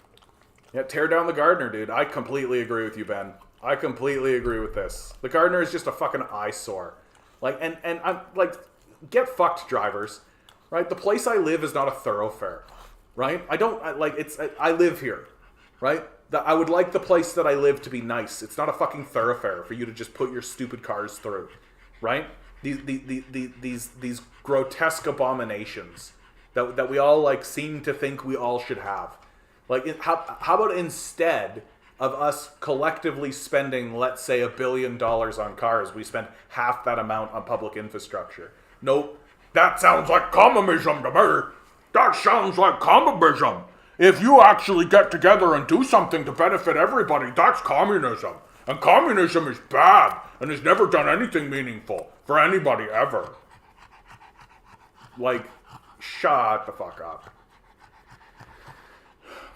Shinzo Abe, former Japanese prime minister, was assassinated while giving a speech in Nara in support of a parliamentarian running for re-election. Despite a team of security surrounding him, a lone gunman with an alleged homemade gun managed to get close enough to shoot him in the neck twice. Shinzo Abe was the longest-running prime minister in Japanese history having served 4 terms. Initial reports stated he was without vital signs when he collapsed, while subsequent reports claimed he had no signs of life upon admission to the hospital, where he was given a blood transfusion. It was several hours after the cowardly shooting from behind that news of Abe's death was finally reported. During a news conference at Nara Medical University Hospital, doctors said Mr. Abe had sustained 2 bullet wounds to the neck, about 5 centimeters apart, and also suffered damage to his heart, which leaves too much to the imagination, given that he was not shot in the heart. The lone gunman offered no resistance to the incompetent security team. Possible explosive devices were later found in the shooter's home, which the bomb squad planned to detonate, though it would seem that any immediate controlled demolition would destroy any potential evidence. Yep. Let's see if he's... Hold on. As Prime Minister, Abe flew around the world meeting various other leaders. He addressed the U.S. Congress in 2015, claimed that the finest assets the U.S. has to give the world was hope, is hope, will be and must always be hope. Boy, that just sounds like some good old-fashioned wanking, eh? That's just some good old-fashioned vassal wanking. Yes, America, you're the greatest. You give us so much hope, America. That's some good vassalage. That's a good vassal. Those persons somewhat jaded by the hypocrisy of countries that do nothing but bomb other countries to force regime change might wonder about the earnestness of Abe's apology at the U.S. Congress, given his earlier contemptuous photographic opportunity in which he sadistically and joyously sat in an airplane with the numbers 731 painted on it. The Imperial Japanese Army's Unit 731 engaged in vile experiments on humans conducted by the unit in preparation for germ warfare, using thousands of Chinese soldiers as civilians as human guinea pigs. Deliberately infected with plague, anthrax, cholera, and other pathogens, an estimated 3,000 of enemy soldiers and civilians were used as guinea pigs. Some of the more horrific experiments included vivisection without anesthesia and pressure chambers to see how much a human could take before his eyes popped out. Unit 731, Japan's biological warfare project. In noxious icing on the rotting cake, the NATO-affiliated The Times flaunted Shinzo Abe's shameless photograph and added a warmongering headline against China. China whips up war anger against Japan. 1 year later, and somewhat ironically, Prime Minister Abe greeted President Obama at the Hiroshima Peace Memorial, where the latter gave a poetic speech on the U.S. nuclear bombing of the civilian city of Hiroshima. American exceptionalism prohibits apologies for war crimes, and Obama's speech sounded as though the nuke that fried upwards of 200,000 Japanese civilians were some manna from the heavens, and the apologetic Shinzo Abe was okay with both the speech and the Newspeak name provided at the ostensible memorial. How could any Japanese leader allow the U.S. to not assume responsibility for the Hiroshima war crime? In early 2017, Abe received the Defense Secretary James Mad Dog Mattis in Tokyo, where the two discussed the face of common threats. For example, the DPRK's adamant sovereignty, the 100% shoulder-to-shoulder standing, and Japan's hosting of 54,000 U.S. troops and their family members. Though Japan's constitution appears to prevent the country from outright joining the North Atlantic Treaty Organization, it is NATO's longest-standing partner from outside the Euro-Atlantic area. We share the same values and challenges, which makes us natural partners. An alliance reinforced when Abe flew to NATO headquarters for a meeting with Jens Stoltenberg, in which the two discussed further strengthening of their alliance, and also condemned the sovereignty of the Democratic People's Republic of Korea. Not being a full-fledged member of NATO has not prohibited Japan from maintaining an affinity to NATO values. In March this year, Abe gave an interview to the Sankei Shimbun, in which he was very biasly discussed Ukraine and Russia, diminishing the Donetsk People's Republic and the Lugansk People's Republic, countries that declared independence through people's referendum, as effectively controlled by Russia. he stated that Japan has no choice but to align with other G7 countries on sanctions against Russia to prevent similar military crises. Do read the hyperlinked interview to note Abe's concern that the DPRK might somehow attack Japan, that he was seemingly okay with the obliteration of Libya, and that he believed retaliate and punish is an excellent deterrent for alleged aggressors. Though this author was familiar with PM Shinzo Abe's visit to Congress, the invitation to Obama to dedicate a Hiroshima memorial without acknowledging the U.S.'s heinous atrocity, and the assorted visits with NATO friends, she was most riveted by him during the time of the Dinesh abductions of apparent Japanese special operatives deployed to assist terrorists in the NATO Springs regime change operation in Syria. The backstories of armed foreign spies, Haruna Yakuma and Kenji Goto, strained the credulity of all thinking persons, though their murders, allegedly by ISIS terrorists who were allegedly not given ransom monies, helped to fortify Obama's criminal coalition to bomb Syria. Like NATO countries, Japan closed down its embassy in Damascus in March 2012. Details of the ridiculous backstories, Abe's claim to have provided the region with $2.2 billion in humanitarian aid, with no evidence of any great projects, causing some to have suggested these monies were laundered to the terrorists with whom the Japanese terrorists Goto and Yakama had embedded, and the Prime Minister's profuse thanks to Turkey for failing to rescue the two, and no apology from Abe to Syria and to its indigenous citizenry for dumping criminal Japanese nationals into their country, can be found in our Armageddon missive. For those who may be short on time to read these not insignificant details, we provide a few screenshots from the sections of the report dealing with Japanese criminals and with PM Abe's public statements. Hold on. Another video has emerged showing there is no way that Abe was shot twice or even once in the neck. This is a pre-publication postscript. Nor how his heart was injured. The first shot did not hit him, but caused him to turn toward the sound. He was then shot right front chest, with the bullet likely hitting the right subclavian artery. He steps down, walks a couple steps, then collapses. He was not shot from behind. There's no way the two bullets struck him in the neck, nor is there an explanation for the claim his heart was injured. All right. So just a little mussing about the nature of his assassination. Like, another stooge, right? Just another U.S. stooge, just another imperialist lapdog who somebody just decided to shot, right?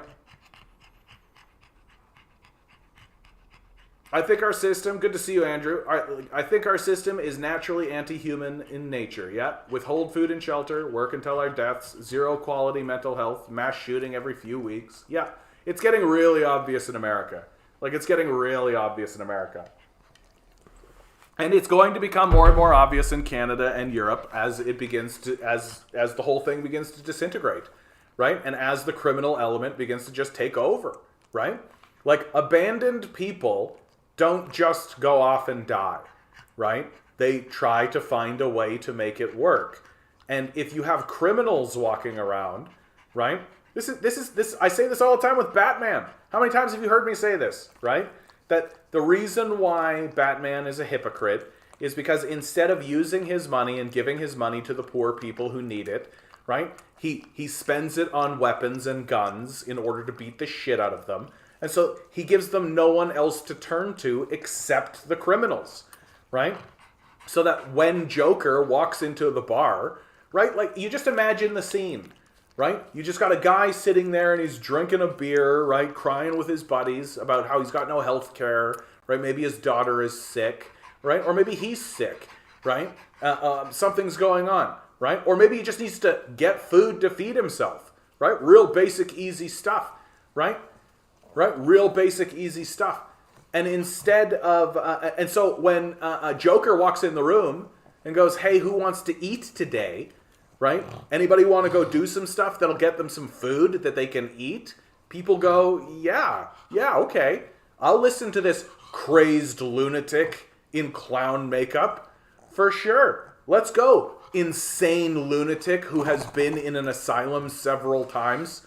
absolutely, I will be your henchman, right? Oh, don't you know that sometimes that Joker just kills his henchmen, right? Yeah, but I'm dying anyway, right? So if the society has made me this desperate and this incapable of actually paying work that actually pays my bills in meaningful ways, and I'm homeless and desperate on the streets, might as well throw my chips in. I've got nothing else. Right? Because what's Batman spending his money on? Fucking jets shaped like bats to drop bombs on these guys. Right? Fucking cars shaped like bats. Fucking motorcycles shaped like bats. Gear that lets him like shoot up to the top of a building so he can propel himself. And it's all shaped like a bat. And the people who are manufacturing this stuff for him are just like playing dumb. They're literally just like, yeah, we don't know who Batman is. We don't know who could Batman possibly be. Like, if it's so childish that there isn't like a whole manufacturing facility that's like, yeah, Bruce Wayne is Batman. Like, it's real obvious.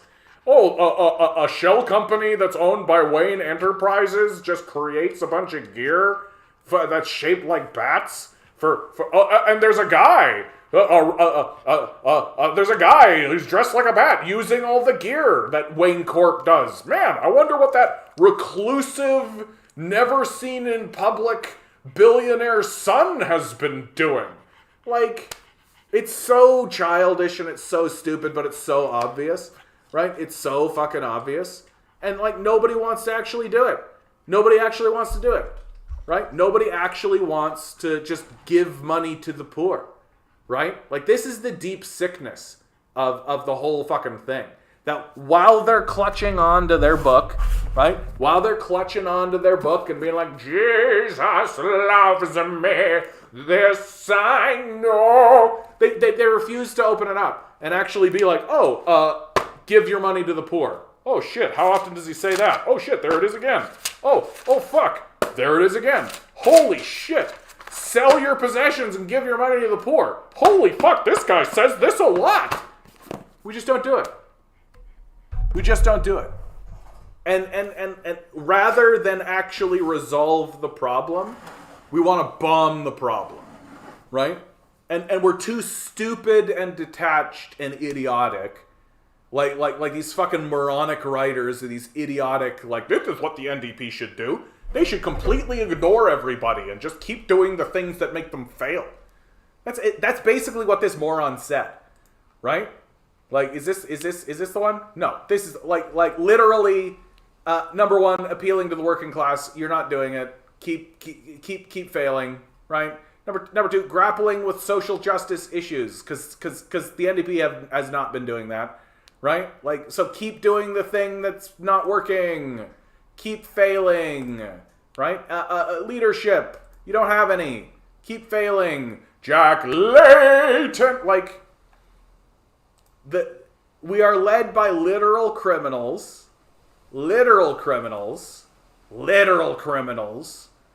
or people who are so detached and clueless, who literally have just said yes sir to capitalists their whole life, that they don't have any idea what's actually happening.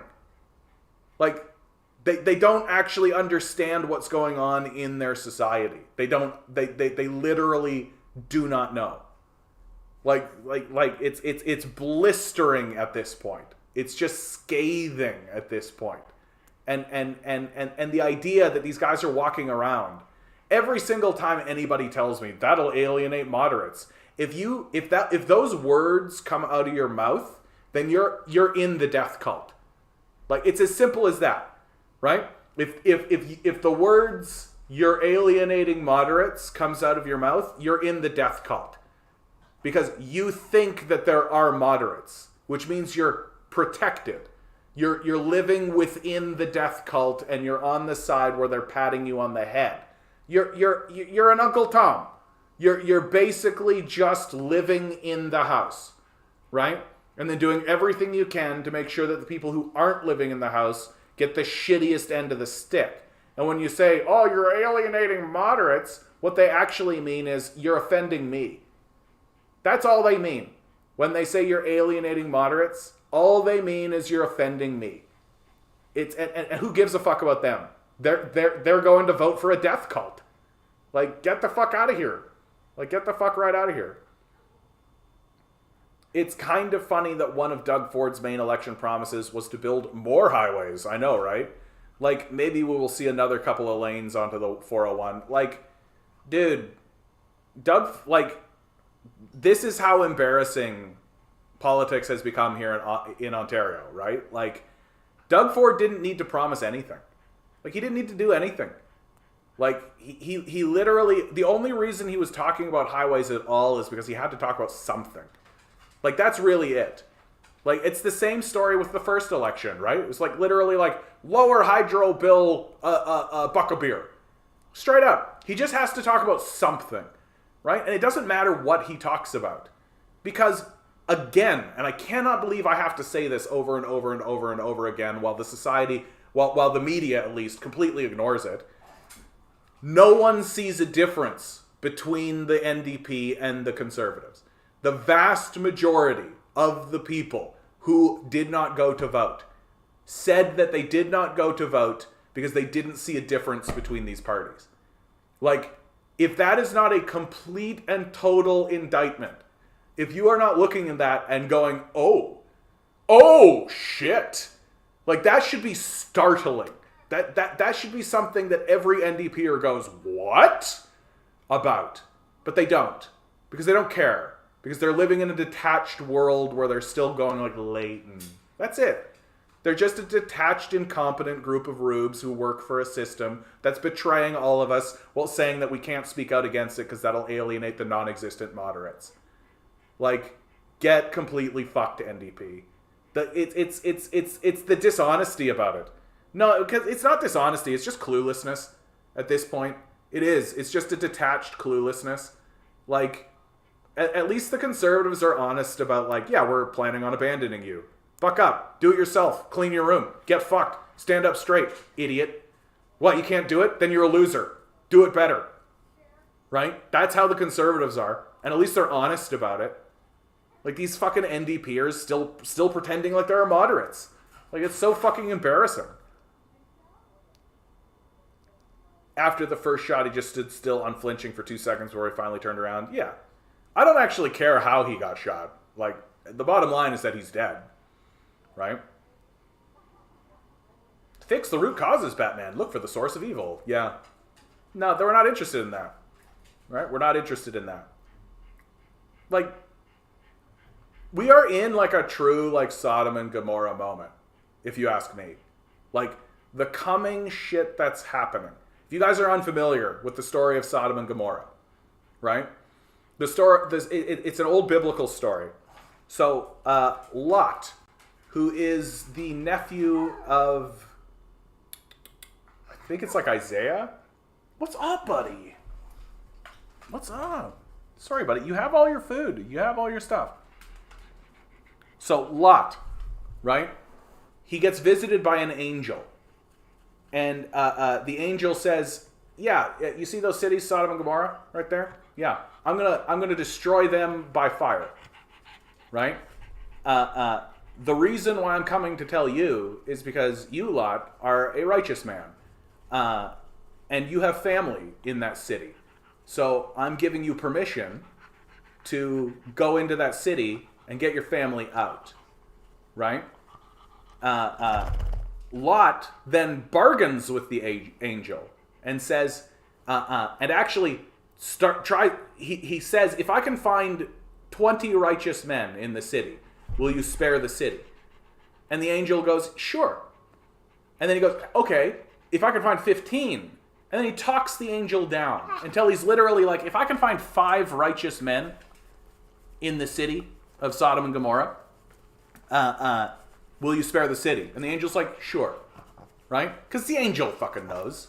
There's nobody righteous in this city. Right? So Lot goes, he saves his family. Right? Literally when he's in the city, like this is what's happening in the cities of Sodom and Gomorrah. He shows up in the city, right, to get his family, and a gang of rapists show outside his door and literally say, hey, come out here so we can rape you. Literally. And they're like, well, we're leaving. And so they book it. And as they're booking it, literally like meteors of fire come down and just start fucking bombarding the city and just blow it the fuck up. Like, this is the shit that's coming for us. For sure. Right? It's not going to be as dramatic, I think, as like, well, it might be, actually, now that I think about it. Right? Climate change being as it is. Right? It might be that way. Like, it'll just be like buildings melting, right? Bursting into flame. Like famines that are spreading through the land. Right? Like, it's going to be like epic. It's going to be fucking awesome. It's just going to be like things blowing the shit up. Okay, buddy, what's up? What's up? What's up? Come here. Come here. Come here. Come here. Come here. But while we are talking about this biblical scale apocalypse, there's a pug-pocalypse. Yes, we've got a pug-pocalypse. Isn't that right? Isn't that right, Milo? We've got a pug-pocalypse. The pug-pocalypse is upon us. Isn't that right? Milo just wants pets and love. Don't we hug a pug? That's right, hug a pug. My little puggy do. My little puggy do. Yes, he's a good pug. Yes, he's a good pug. Are you a good pug, buddy? Are you a good pug, buddy? Are you a good pug? Are you a good pug? Yeah, you're a good pug. Having a good one, eh, buddy?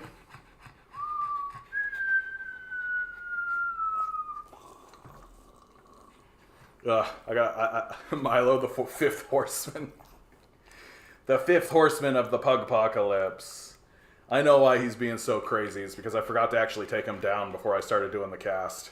So he's probably there with the, like, I gotta pee energy. Oh, no. Oh, no. If it gets bad, bud, like, if he goes and scratches on the door, I gotta take him down, guys. Sorry about that. That's lame. That's lame, but that's what's happening. That's what's happening. Like... And one of the things that I think is absolutely happening is just like, there's nobody who is even attempting to create a larger meta image of the society. Like, they're not even trying. That's the true, like, catastrophic failure of Western society. That we haven't even attempted to create a meta narrative of how to run a society in a rational or reasonable way. We haven't even attempted. It's why things like public transit are so like offensive to us. It's why and when you actually crack in and begin to investigate, like, okay, what are our meta narratives, right? Well, what you encounter are things like American exceptionalism, right? Manifest destiny, right? These absurdist, like, pseudo-religious, just bullshit, like bullshit on the face of it, nonsense ideas that are falsifiable the minute you read them. And if you read them and think anything other than, this sounds like garbage, then you're dumb. Like, we're really at that stage where the very foundation of the society is in absolute free-fall collapse. And the very people who are attempting to defend the fabric of the society are illiterate rubes. Like, illiterate, total fucking morons.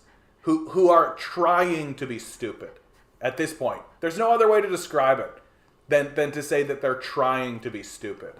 Like, let's go to our go-to punching bag, right? Mr. Peterson. Right? This guy that has actively discredited himself at every turn. Right?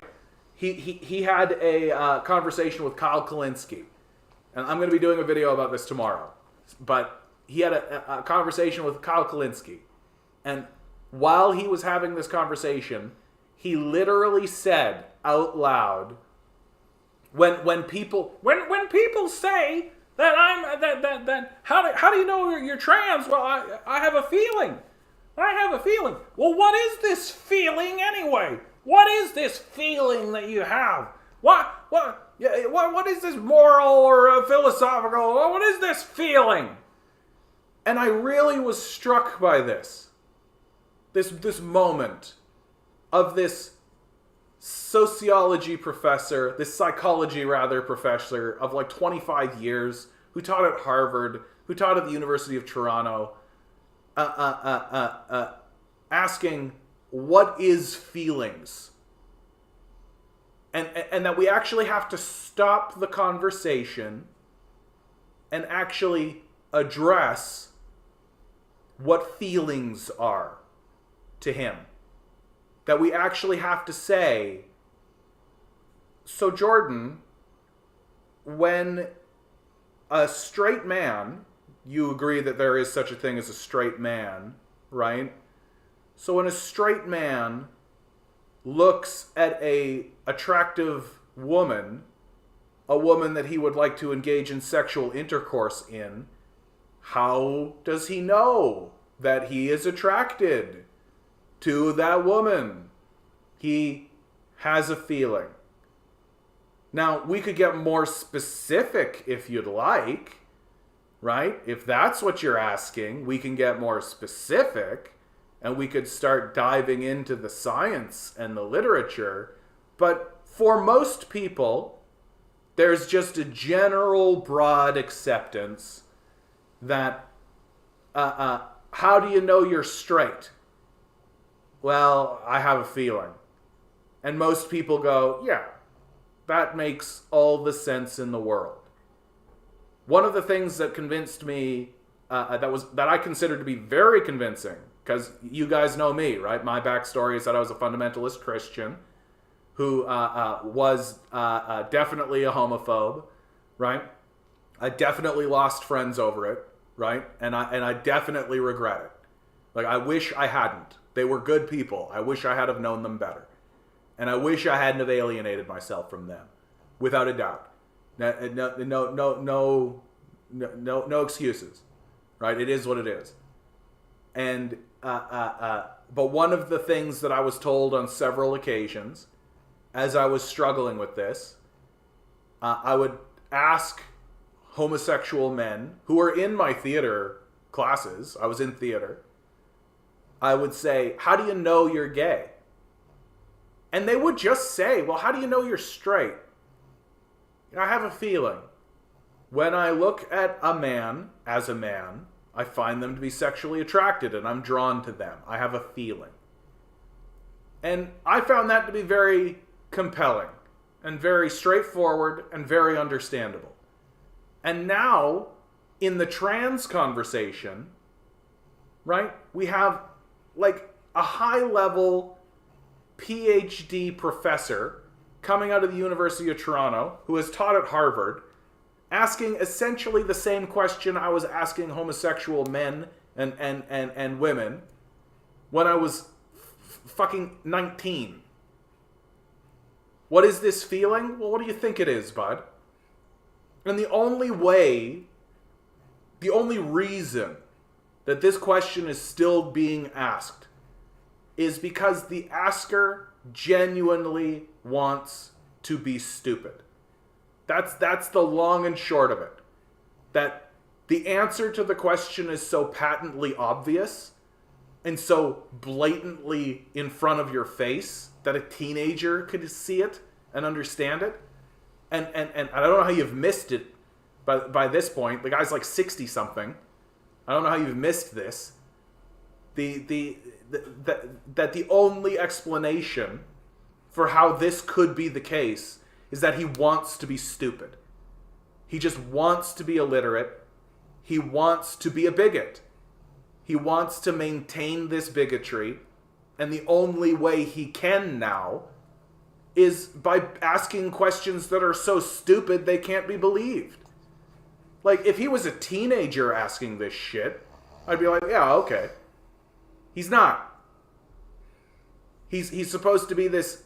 It must not be that hard to become a professor. Yeah, they're just giving fucking PhDs and fucking professorships to anybody, it looks like. Right? Anybody can get these things. Tenure, no less. Like, it must not actually be the big ascension of this meritocracy hierarchy that we're supposed to believe. If the result is this fucking stupidity. And there's no other way to describe it. And it's not just stupidity, it's intentional stupidity. And this is how the people who are running this country are acting when it comes to the question of capital. When it comes to the question of capitalism, when it comes to the question of, hey, how do we actually build a society where things are improved? These people are intentionally stupid. Because if facts get in the way of someone's paycheck, you'll suddenly find that they're extremely obtuse when it comes to understanding even the most kindergartenish basic understandings of things. That if a person is being paid to be stupid, they do it very well. And I think that's what we're looking at in a figure like Peterson, in a figure like Shapiro, and frankly in a figure like Trudeau. Right? We're just seeing intentional stupidity. People playing dumb. Right? Because again, it falls back to exactly the same principle. What I'm starting to see is more and more a central principle. Just keep talking. Just keep them talking. Right? As long as we're having a debate about it, as long as we're having the negotiation, right? As long as I have the power, right? If I have the power to send military forces places, if I have the financial power to impoverish people and destroy them, if I have the power, if you're doing all the work and I'm getting all the money for it, right? If that's the arrangement as exists right now, then I want you to be talking as much as possible. I want you to be spinning your tires in an endless debate that I have no interest in winning or losing. I just need you to keep talking.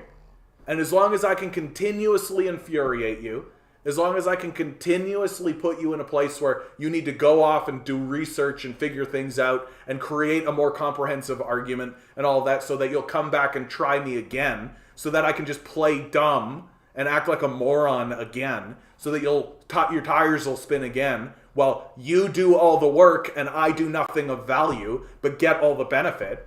That's exactly where I want you. And that's exactly what I'm going to continuously do. Right? It's a form of gaslighting at this point. That these guys are just playing dumb. Because they know that if we all went, these guys are all just frauds, liars, and con men, and showed up at their places and got it done, we would win and it wouldn't be close. So they just want us to keep talking. And the best way to keep us talking is to play dumb and pretend like, well, there's something to be negotiated here. We're gonna have a big long diatribe. You know what we're gonna do? This young gentleman right here actually makes a pretty good point.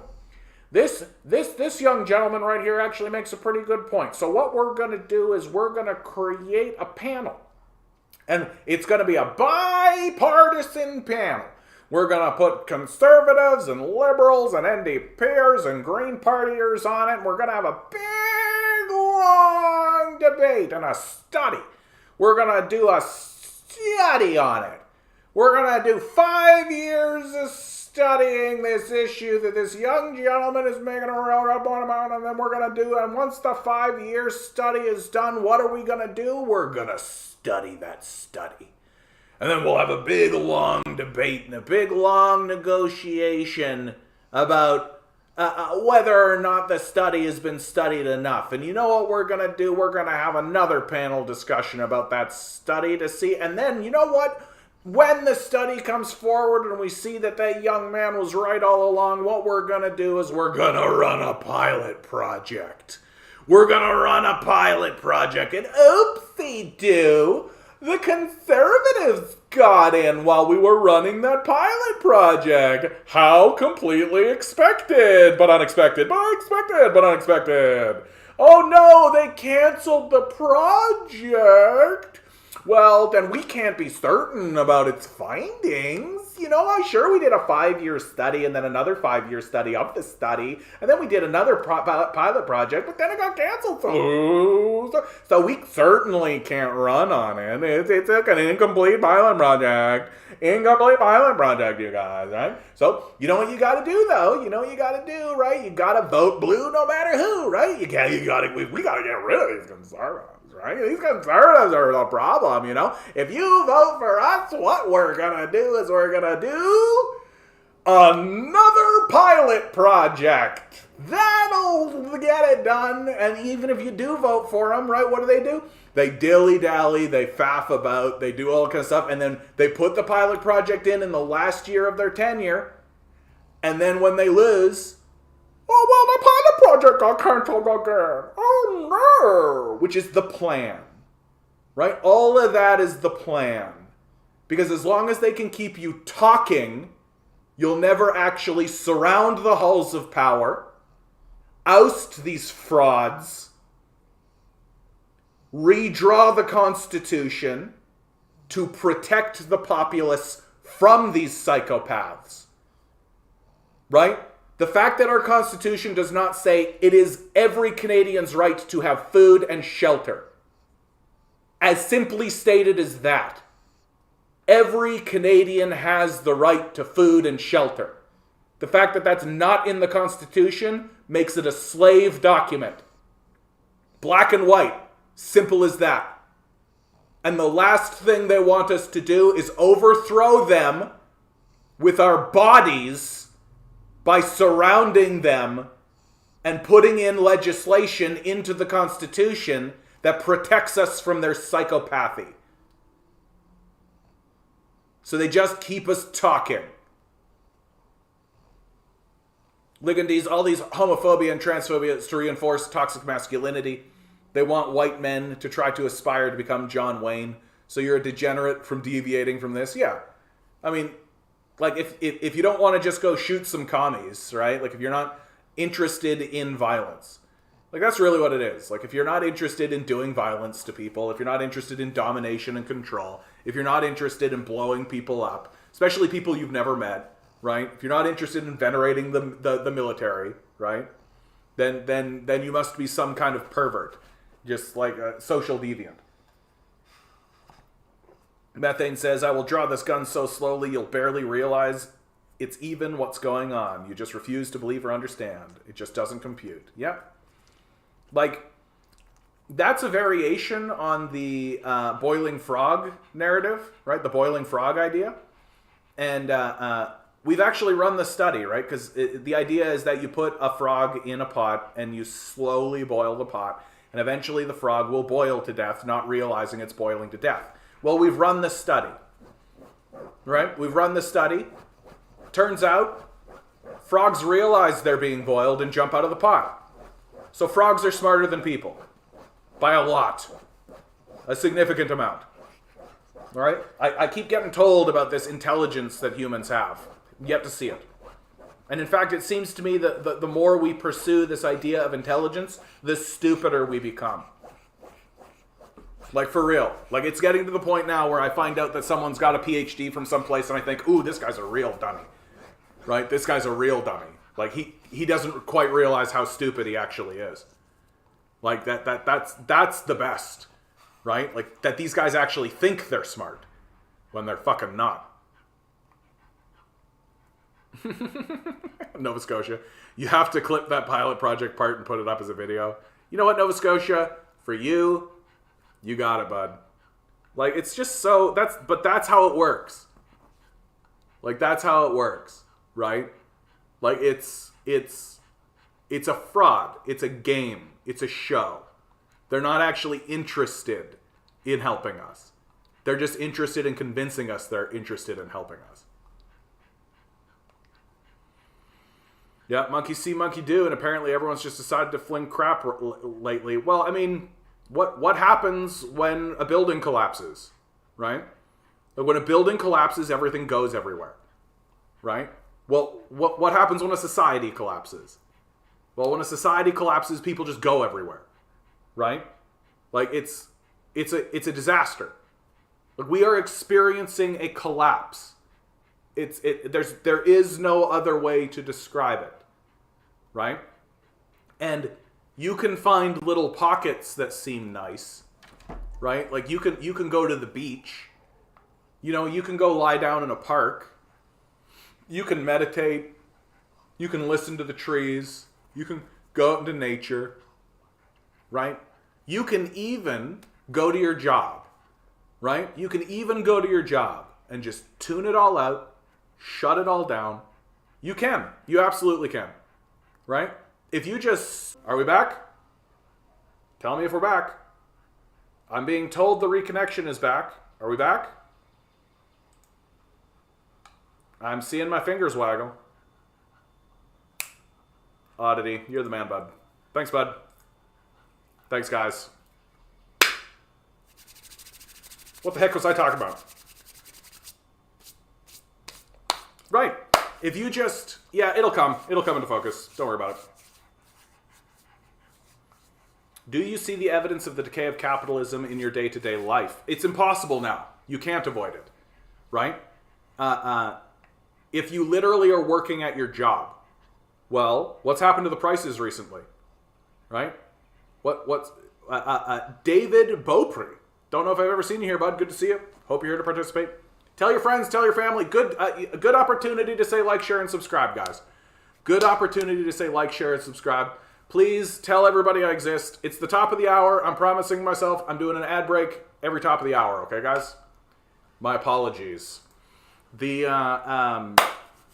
you see evidence of the decay of capitalism in your day-to-day life? Yeah. You can't avoid it now. The only way that you avoid it is by ignoring it, right? But prices went up. Everybody saw it happen, right? You can't deny it. Everybody's prices went up. Wages stayed the same. Like, nobody... The only way you can be insulated against it at this point is if you're so wealthy that it doesn't matter to you, right? Like, if you make $100,000 a year, you don't care the prices just went up. It doesn't matter to you, right? Maybe you'll comment on it. Like, maybe, you know, if you even look, right? Like, the people I serve at the cafe that I have, right? Most of them are just rich people, right? It's the Evergreen Brickworks in Rosedale, for God's sakes. Like, there's rich people, right? Like, you own like a huge house, you're super wealthy, you're coming down to this place, right? Like, the people who rent the space out are slavishly wealthy, right? People rent the space out to have weddings and stuff. And you can just tell just by looking at them, like, oh, these people are like millionaires easy, right? Like, just no two ways about it. They all look like the dress that they're wearing is worth more than my entire wage, right? So when they come in and they ask for a scone, right? They don't care that it's $7. We charge $7 for a scone, right? It's a good scone. It's the best scone you'll ever eat. It's all made in-house. It's all organic ingredients. It's all locally sourced. It's the best scone you'll ever have. But it's $7, right? And the only time anybody balks at the price is when they're just like some kid who's like, I'm going to go visit the Evergreen Brickworks, right? I'm going to go wander around in the Evergreen Brickworks. And they come in and they order a latte and it's $10. And they order a scone and it's $7. Like, and they go, whoa. And then we have a nice little conversation about why the price is where it is, right? And so the only way that you can avoid it at this point is if you're so rich that it doesn't matter, right? If you still think there are moderates in the society, if you're still walking around pretending as though there is such a thing as a moderate position in a society that's in a free fall collapse, right? And we've got, like, for God's sakes, we've got, like, here's a good one. I love this series of articles. Freshies virtual cashiers make $3.75 an hour and have been called outrageous. Now the chain's founder wants to go global, right? Like, so we've got virtual cashiers spreading into the society where they're being paid $3.75 an hour, of course, to undercut labor in the society.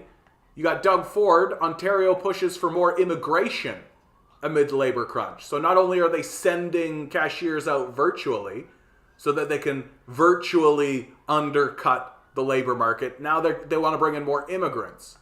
And immigrants are also more useful to scapegoat when times get real tough, right? So Dougie will bring in a bunch of immigrants, which he then will turn around and scapegoat when times get tough. Wait for the next election, right? And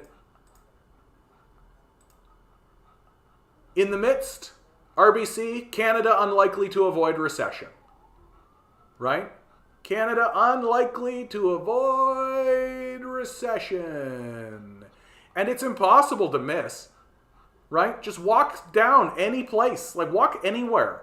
Walk anywhere in any commercial district. You're going to see boarded up spaces. I went back to Winnipeg for my uncle's funeral. And while I was there, I went to one of those strip mall kind of things where there's like independent box stores. You know what I'm talking about? And about 40% of them were boarded up. About 40% of them were empty, right? Like the only way that you could miss it is if you don't care. If it just doesn't matter to you. It hasn't touched you, it's not going to touch you. Or you just don't care to see it. Right? There's a lot of that going on too. Right? There's just people walking around, just have their head down, you just live your life, you go do your thing, right? And then they get laid off from their job and they just go, oh, well, you got to just buck up. You just got to buck up and pick up yourself from your bootstraps and you just go get another job. Right? And they step over the homeless people on their way to put in another fucking resume somewhere. Right? Like, it's the decay is impossible to avoid now. Like, it's real. It's just like, you have to try. And for me, I actually find it harder to avoid than to acknowledge. Like, I've tried. I'm quite envious of the people who are capable of doing it. I have to tell you, like, very straightforwardly. The people who actually can just put their head down, grind their life into their job, grind their life into their work, right? Get the house, which now you don't get, but let's say you got the house, right? You get the car, right? You get all that kind of stuff. The people, and you just go there, go back, go there, go back. Maybe go to a concert every so often, right? Go on vacation somewhere, right? I've got a great life. Yeah, I just went to Florida. We went to Disneyland. Can you believe it? Yeah, we went to Disneyland. It was great. Yeah, I didn't really care for the Pirates of the Caribbean ride. The Pirates of the Caribbean ride wasn't really for me. No, but you know what? When we went to the kingdom, the Mickey's Kingdom, that was something. Eh? Wasn't that something to see all the people dressed up and in character? I can't even believe what got stuck. And it's just babble. It's just babble about the place they went and the things they saw. Which is just like a corporate bullshit environment. It's not even a real thing. It's like a fake experience. It's like it has nothing to do with anything. It's novel, right? It's novel, and so so it must be interesting. And because of the novelty of it, it must be interesting to talk about, right? Whereas I just sit there and I'm just like, it's just like a stream of total fucking who gives a shit. Like, I don't care even a little. Like, even a fucking little. Like, I don't even care at all. Like, I'm interested that you got a vacation, but, like, you're just filling the emptiness of your life with nothing. Right? And accepting that your life is grind into this corporate bullshit where you're being dominated every single day. And then go home to work, and then do it again, and then go home, and then on the weekends go get fucked up. Just go do drugs and shit, right? And then show up at your work again and just do it all over again. And as long as you show up on time, and you're not like overtly showing that you're this drug-addled, like crazed person, like we all are now, then you're fine, right? Then you cut the mustard. I feel like I've done everything there is to do. False. I've become a vegan, did activism, go outside to society, starts getting shittier and shittier. I don't know what to do anymore. I feel like this whole thing is a fever dream. This can't be it. Yeah, look. The true reality. Okay, now let's get into it, David. You've opened the Pandora's box, okay?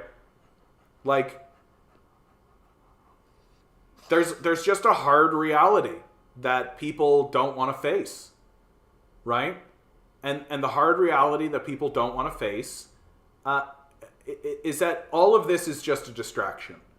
You describe it as a fever dream. It is. In almost a literal sort of a sense. Like, what are we, David? Like, what are we? Right? We're literally quantum energy. Literally. Like, that, I'm not speaking metaphorically here. I'm not trying to create some kind of spiritual hubu-jubu conversation. We are literally just beams of light that gained sentience. Like, we're straight up the descendants of Stardust. Like, we don't know why we're here. We don't understand the concept. What are we even doing? What is this place? What is it for? What's the purpose of it? And boy howdy, are our owners completely disincentivized on letting us figure it out, which would take a great deal of self-analysis and time. And the hard reality that no one wants to accept is that any created false reality that you can engage in, anything that, like, I'm talking about your video games, and I'm not trying to be judgmental. I play video games. I'm playing Elden Ring. I'm on the last boss of Elden Ring right now. And I'm looking forward to beating this last boss. It's gonna happen, and I will be the Elden Lord. I'm talking about your video games, drugs, going to Disneyland, all these sort of just, like, distraction things that we're all just, like, doing out in the world, right? But all of that completely just it dies at the altar of your own self-analysis and your own self. Because you are a quantum being walking around in quantum energy. And that's completely uninvestigated. You are the only person who will ever exist as you are. You are unique 100%. And the only person who can actually do any self-analysis on you is you.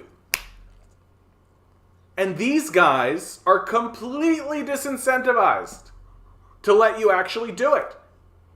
Because if you do actually do it, if you do sit down and you actually analyze yourself and go on a journey of self-discovery through your own internal energy, which you can and should do, I recommend the chakra system for such an investigation, right? You might realize and recognize that you're actually important. Not only are you important, you are exactly as important as everyone else is important. And that the reason why they want to present a hierarchy to you at all is to present to you and have you buy into this idea that it's possible for anyone else to matter more than anyone else.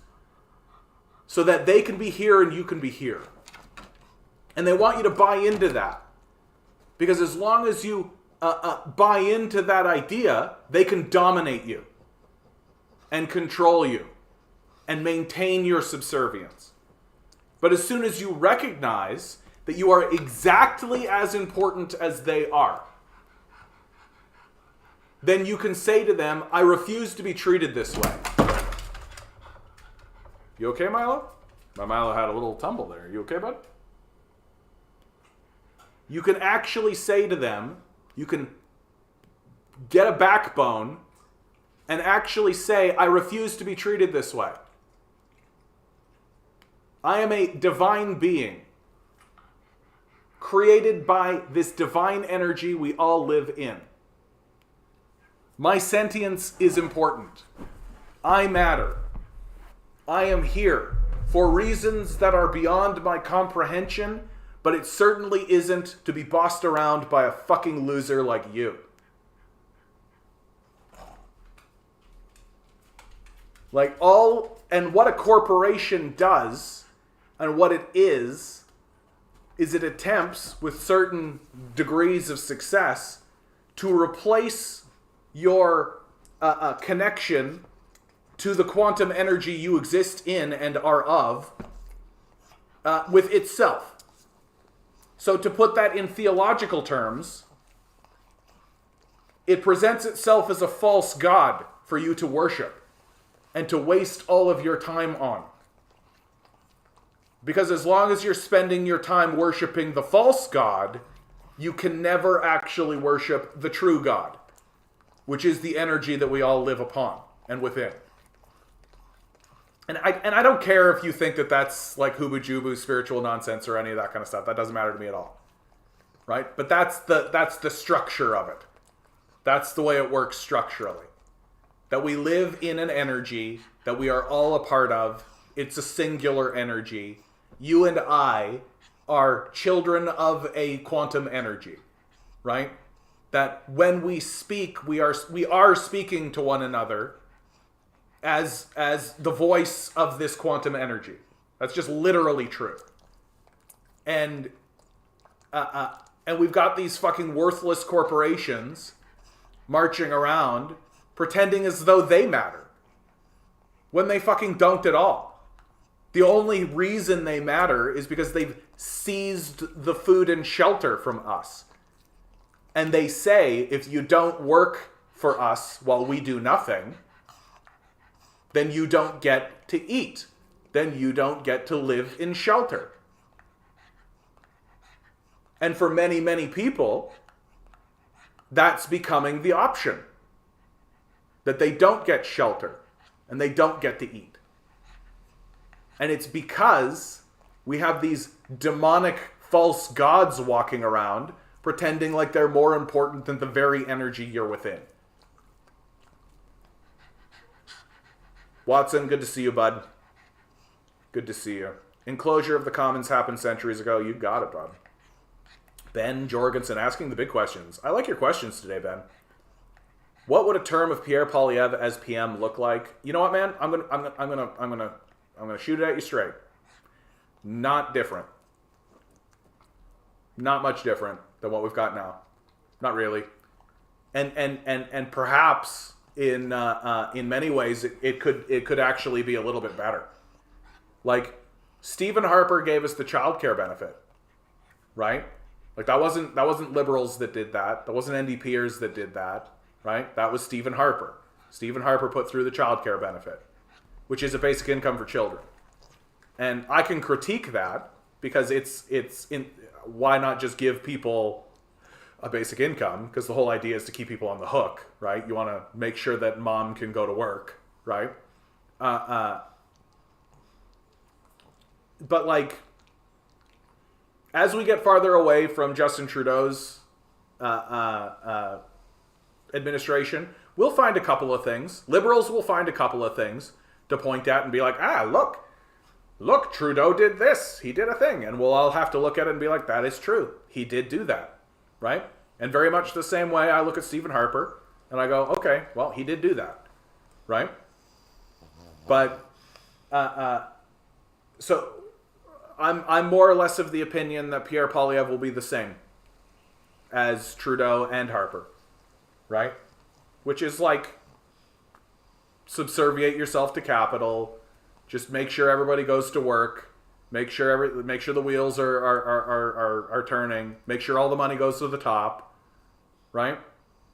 Like this election that's coming up, that's probably going to be between Pierre and Trudeau, is strictly showmanship.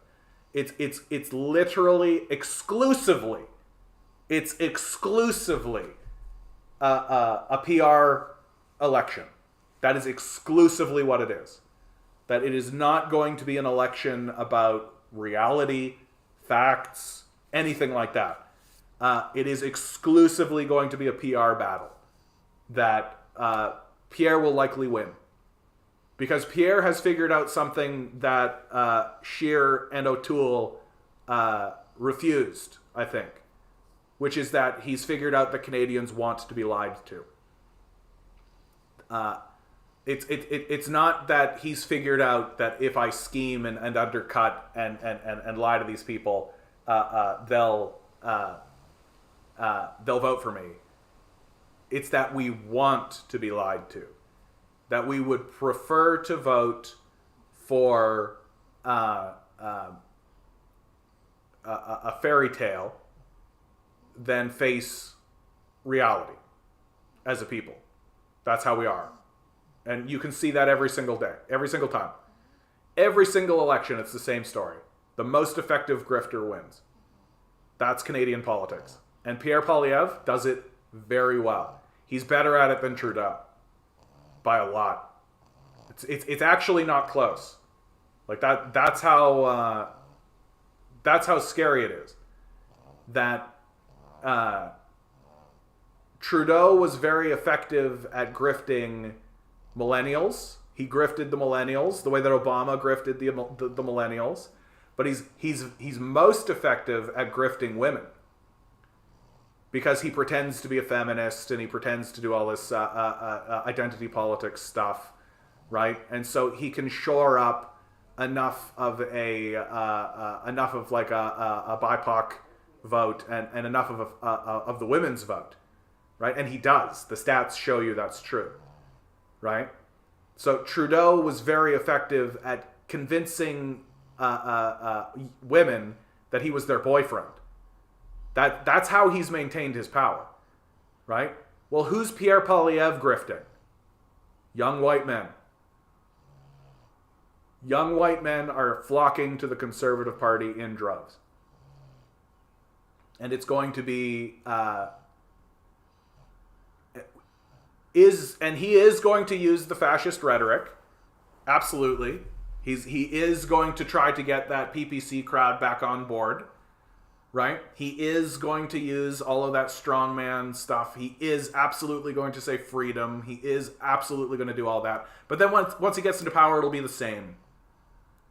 It won't be any different. Because he works for the same people that Trudeau does.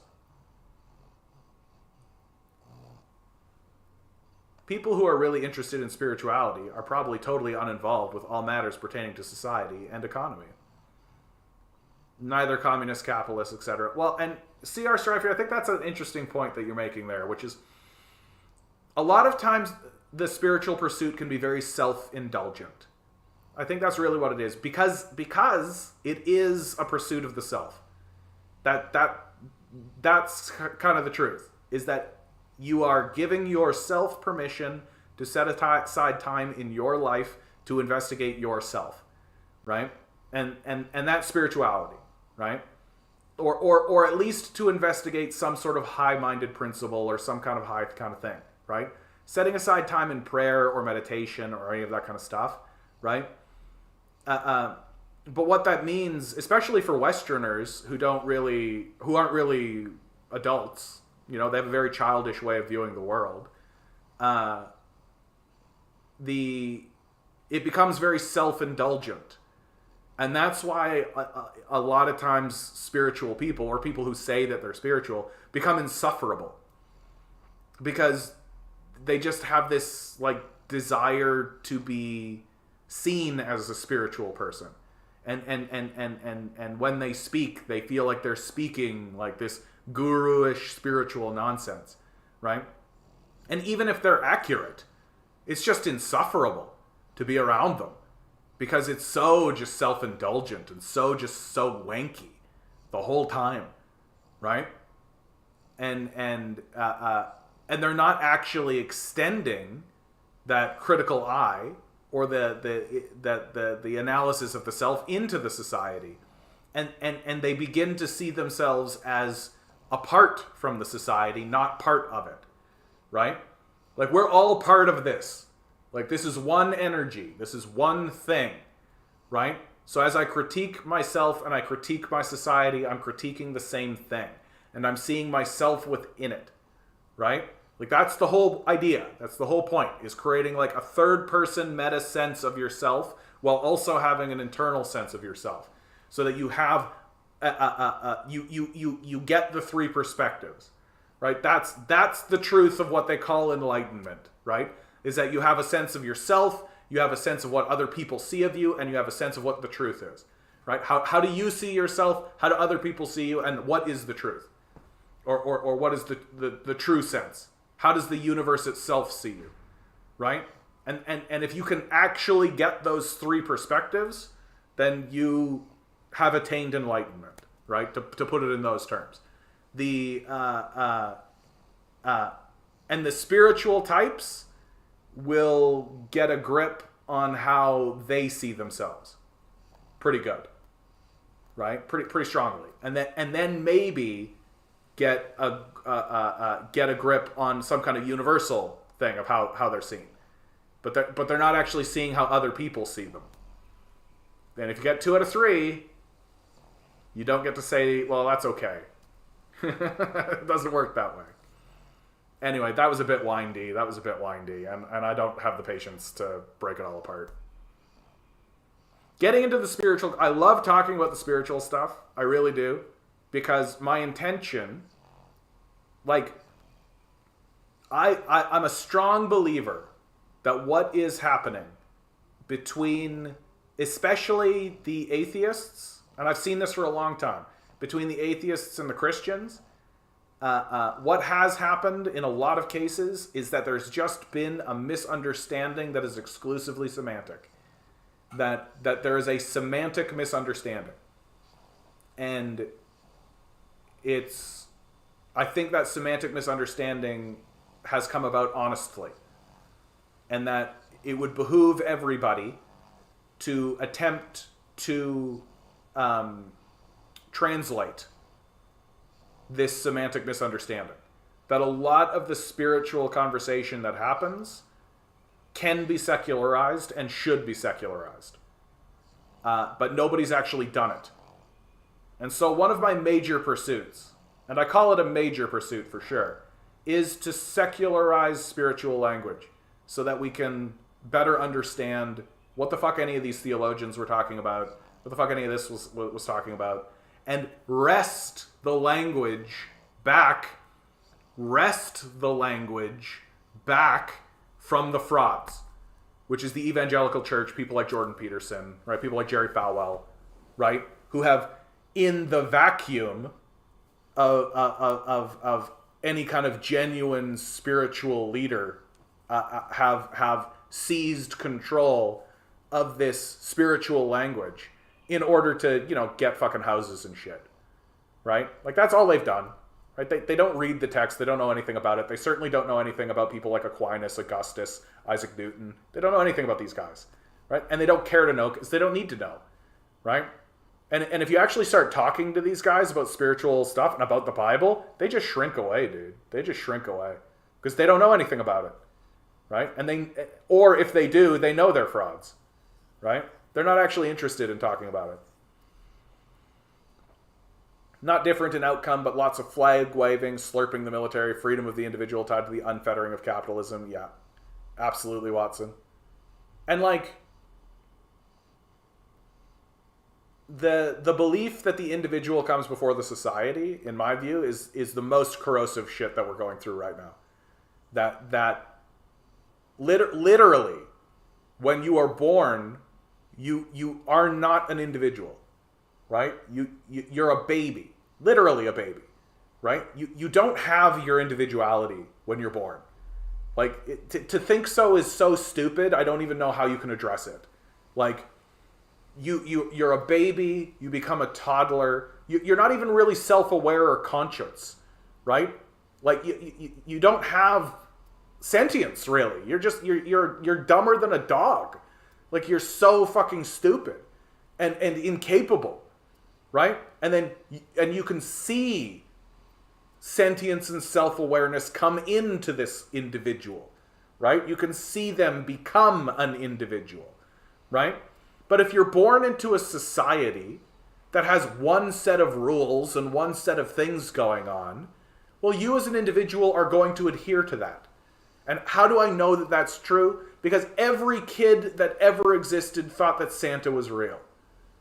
We've literally run a test on it as a society. We ran a test on it, like as a prank almost, like as a joke. We were like, hey, you know what would be great if we told all these kids that there was a magical being that came and gave them presents on Christmas. We literally said this, and we do this. We still do this. Even today, we still do it. We think it's great. And what are we doing? We're proving that kids are not individuals, right? That they buy in immediately into the society that they live in, right? And that the rules and all of these things that exist, they will adhere to. Because they are society-based creatures first. They live in their society first. And then they become individuals as time moves forward. But they're not moving from a position of individuality first. They're moving from a position of societal bias first. Every single time. No exceptions. And so this idea of the individual being like sacrosanct is diluted. Because it's just not true. It's literally not true. Observably false. Like,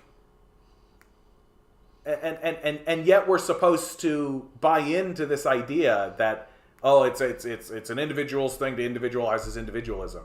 I just can't do it. I can't take the position seriously.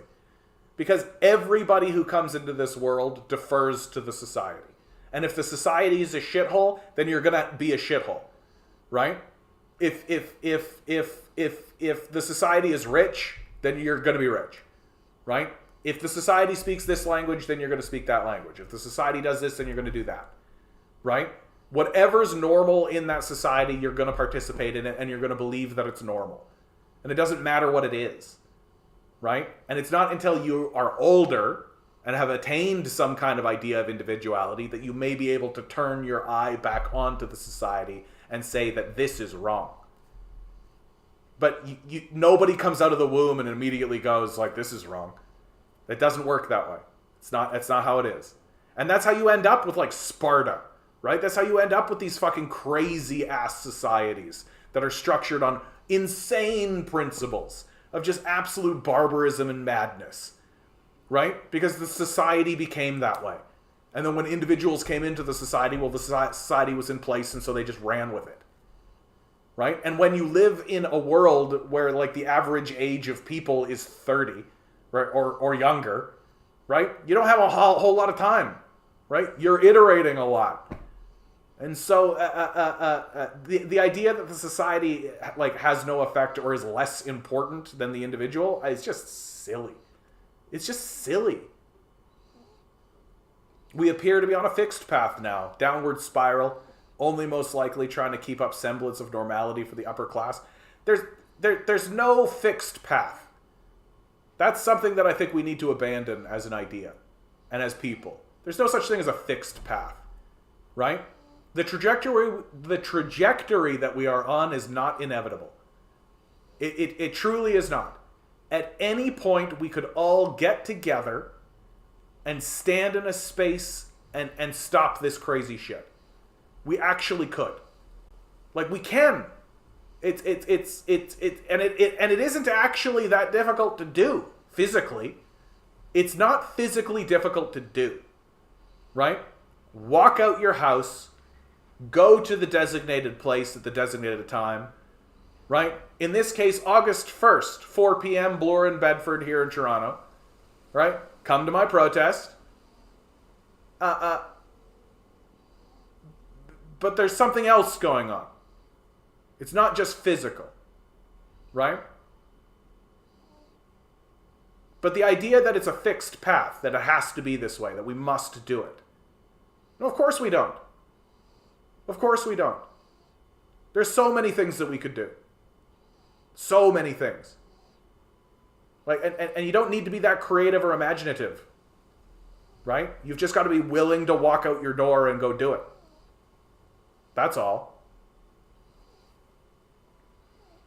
It will be the same. You might not like to hear it, but it's Trudeau. No, I disagree, Conten. I think that Pierre has a pretty good shot. All of the polls, all the polls I'm seeing, please feel free to direct me anywhere else, because I would like to be telling the truth on this. 338 politics. So here's a good one, right? 338 Canada. Like, this is the polling right now. Last updated July 10th. So, literally yesterday. Right? 338 Canada. I really trust these guys. These guys are right on the money every single time. Right? All the way to the election day. No surprises.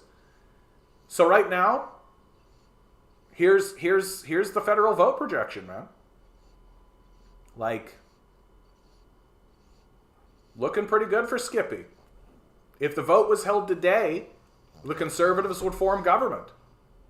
Right? And I feel like Pierre Poilievre has a lot of pressure right now. There's real rumblings within the Conservative Party right now that if they don't score a win, the party will break up.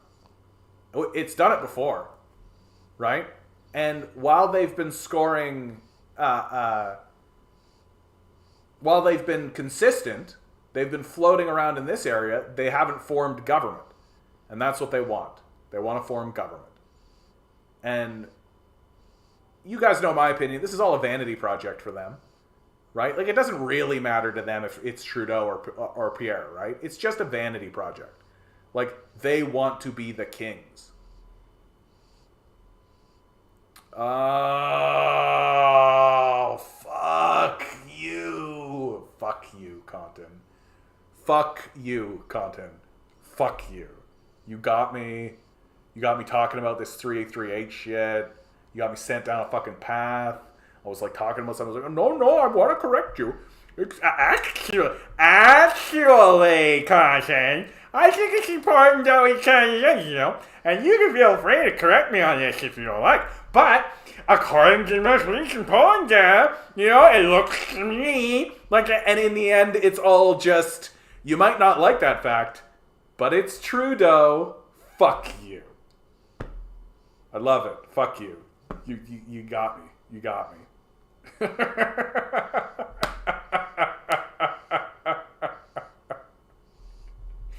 Can't believe you fucking got me with a dumb pun, dude. Like, that's the kind of shit, that's the kind of joke that, like, when I'm watching TikTok sometimes, I'll flip and there's this, like, young lady who they'll say, like, jokes to, and she'll go, and then it like 2 minutes later it clues in and she goes, oh, and that's the whole video. And it's like, fuck.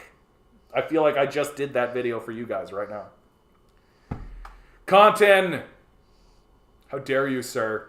Or madam. I don't know. How dare you? Although, I think you're a madam. I think we've had this conversation. Person.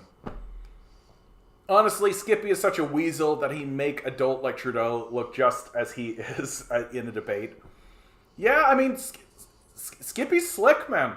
Like, he looks good. He sounds good. His talking points are strong. I think he's resonating really well. I think he's resonating really well with people. Yeah, I feel like he is gonna make Trudeau look pretty bad in a debate. Thanks, Conten. Yeah, suburban middle-aged women who vote religiously. Yeah.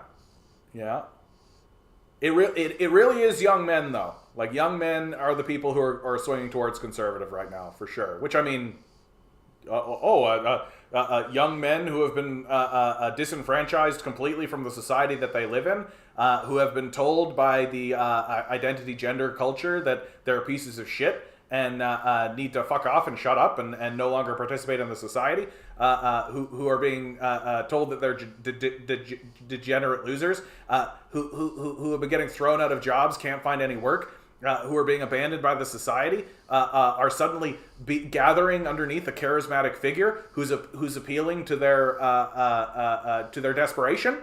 I've never seen that pattern before in my life, ever.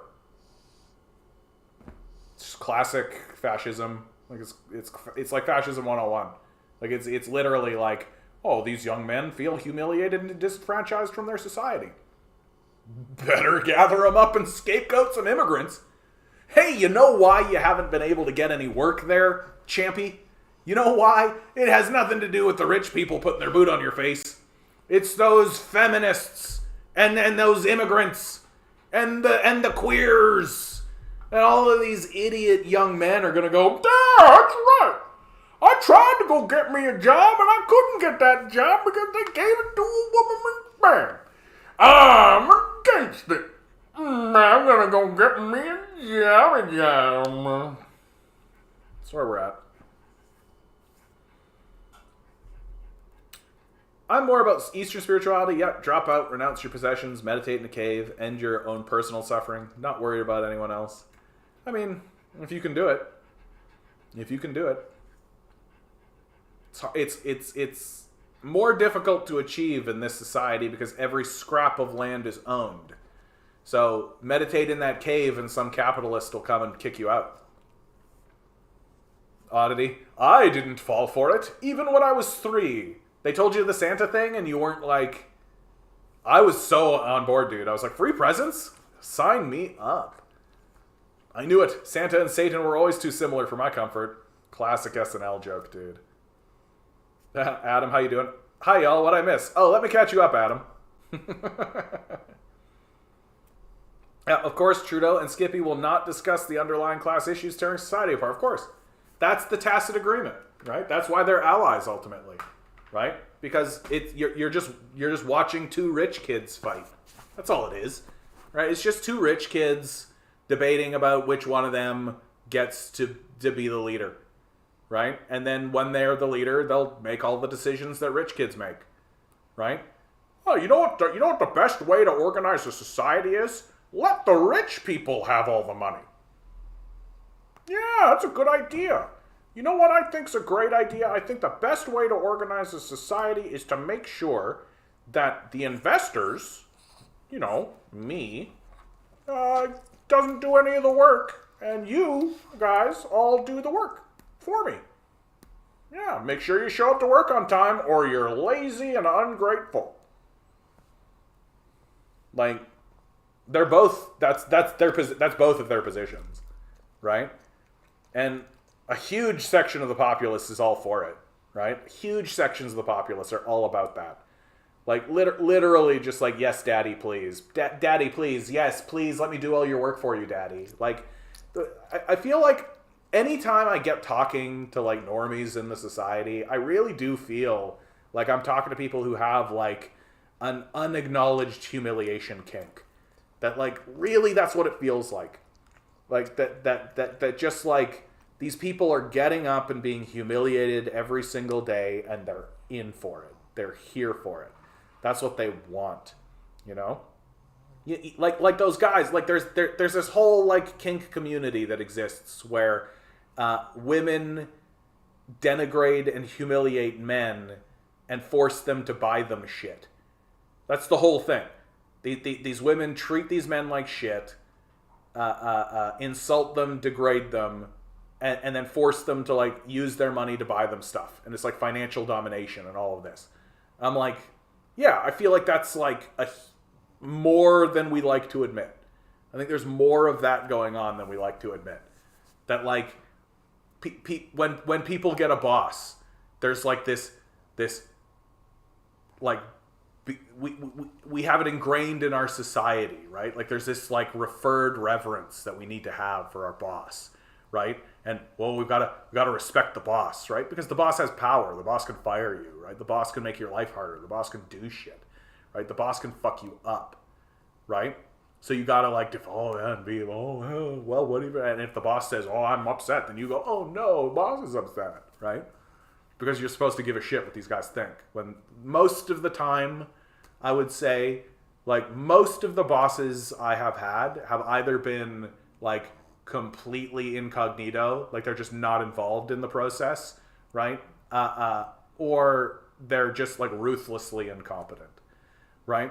And like, or thieves, just straight up just thieves, right? Like they just don't give a fuck at all about what's happening, and will steal from you and don't give a fuck at all. Like it's like we're not. I've had good like managers, but I have come to see like most managers, especially the good ones, are the ones who like understand the trap and they understand what's happening, right? And so they're just trying to make it as smooth as possible for everybody, right? Like that, those are good managers, right? Like existing in the society as it is, understanding that it's dumb, understanding why people would be acting the way that they're acting, given the absurdity of the system that we find ourselves in, and making it as smooth as possible for everybody. My favorite was when I was at the toy store. The manager there, like in retrospect, like I thought he was great. I loved this guy, right? And the kids that he was managing, for the most part, they always shit talk him. I knew that they did, but that's just like ignorant, dumb little kid shit. They didn't realize how good they had it with this guy. This guy was like a really, really good manager. And my favorite was that his solution for how to deal with disgruntled customers was usually just give it to them for free. I loved it. Like literally, if a customer was getting uppity or something, or if they needed a change or they needed something, blah blah blah, whatever, he literally was just like, you know what, the company will absorb this. You can have it. Just get out of here. I loved that. I loved that about him. I saw him do it so many times. It was so fun. So great. He was an old guy too, so I could tell like he had this attitude about him. Like, what are they going to do to me? What are they going to do? They're going to fire me? Let them fire me. Ah, man. What a shit show this all is, eh? What a total shit show. Let's do a quick rapid fire. I got like 13 minutes left on the clock. Canada unlikely to avoid recession. That's the RBC. Catching up with the OECD and the rest of the world. Catching up with us, right? The RBC finally actually declaring what we've been saying all along here at the Canadian Commie. Canadian real estate to government. Organized crime infiltrated everything. Yeah, isn't that great? Isn't that great? UK living standards audit. Stagnant wages have left millions brutally exposed. And where are those guys going? To the Conservative Party, right? I've seen this song and dance before. Wow. Disenfranchised people swinging towards fascism. Who knew?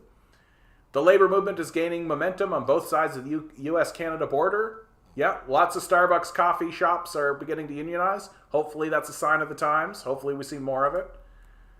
This dumb article written by this moron. Criminalizing Holocaust denial in Canada will protect democracy and free speech. Just wait until they criminalize, I don't know, Great Leap Forward. Like, no, the Great Leap Forward happened, and if you say otherwise, you're criminalized, right? The Holodomor, we're going to criminalize it, right? Just wait. So I'm not really celebrating this. Like, do I think people who engage in Holocaust denial should be shunned? Yeah. Do I think that hate speech should result in prison time? Yeah, I actually do, right? Do I worry that this is going to empower the government to make all kinds of things criminal? Yeah. Uyghur genocide? Yeah, you got it, Ligandese, right? So I have a concern with this. We'll see. We already did that. Ontario pushes for more immigration amid labor crunch. Yeah, don't raise your wages, guys. Just get in some immigrants that you can scapegoat later. This bullshit with Freshie's virtual cashiers. We already did that. We already did that. Great article to leave on, you know. Supermarkets are hiking prices faster than necessary and profiting from inflation, Star investigation suggests. So, Toronto Star catching up to what we've been saying all along here at the Canadian Commie. Oh, it's price gouging? Yeah, it's price gouging. Like, we know. Like, come on. Like, get fucked. Good headline to leave it on. Perpetual war, imperialist narratives, and the self-reinforcing belief that capitalism has no alternative. My buddy's manager at a CD store rented a bus and drove like 10 of us, 16 to 18, to Pearl Jam in 96. Dude, that's a cool ass manager, dude. That's a cool ass manager. Pearl Jam? Back in 96, no less. So that's the best Pearl Jam. Like, that's when Pearl Jam was the best. Like, I still like Pearl Jam, but their new stuff's not as good, right? Like, people really shit on the album that had Jeremy on it. I forget the name of the album. People really crap all over that album. I'm like, what? I love that album. That album was great. Obviously, it was a big band, yeah. Or it was a bunch of little kids, right? 16 to 18, right? You guys are just teenagers. You're all probably just like skinny minis. Victini, how you doing, bud? I was thinking about you the other day, bud. I'm glad to see you in chat.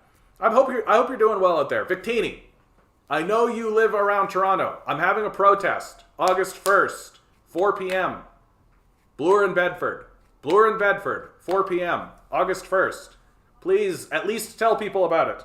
It would be wonderful if you could participate. It would be wonderful if you could come out. I'm trying so hard to get more people out. I'm trying so hard to tell people about it. I'm like on TikTok about it. I should be doing YouTube shorts. In fact, I will start doing YouTube shorts about it. I just need people to come to this thing. August 1st, 4 p.m., Bloor and Bedford. You got it, bud. You got it. The more people that can come, the more serious we can get. Right? It's. I actually think that it is very. It's what we're doing is very aggressive. It's. The more I think about it, the more I'm like, okay, so what is this? Right? August 1st, right? 4 p.m. So it's going to be rush hour on a Friday evening.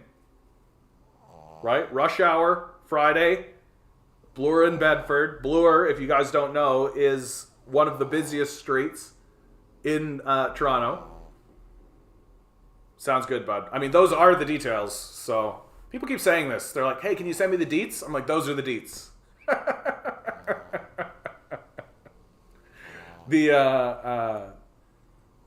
And it's at John Tory's house. Like John Tory's building. Like the mayor of Toronto. So I feel like it's a very well-chosen time and a very well-chosen location. But if we want to actually get in the streets on Bloor, we're going to need a lot of people. Like Bloor is not a that's a significant street. That's busier than where we have been going typically, right? Oh, August 1st. Have I been saying Friday? I meant to... Anyway, it's a civic holiday. Yeah, get fucked. Hey DM, how you doing, bud? I still have a few more of those cards from Isabella. I think I'm gonna put them around my town hall. I live in Richistan though. Don't know if people would care. Do it, dude. Do it. See what happens. Do it as an experiment, if anything else. I did that around here in the beaches. I put up some of my stickers. I have stickers that have the symbol, the Canadian flag with the communist thing. They came down in a day. I was very impressed, actually. Like, I thought that some of them would last, but nope, they all came down right away. July 30th, Sunday, we are demonstrating at Dundas and Huron, Ontario in Saga. What time? What time, Victini? I'm trapped in capitalism on Sundays, and I have to take a time off to do this August 1st thing, which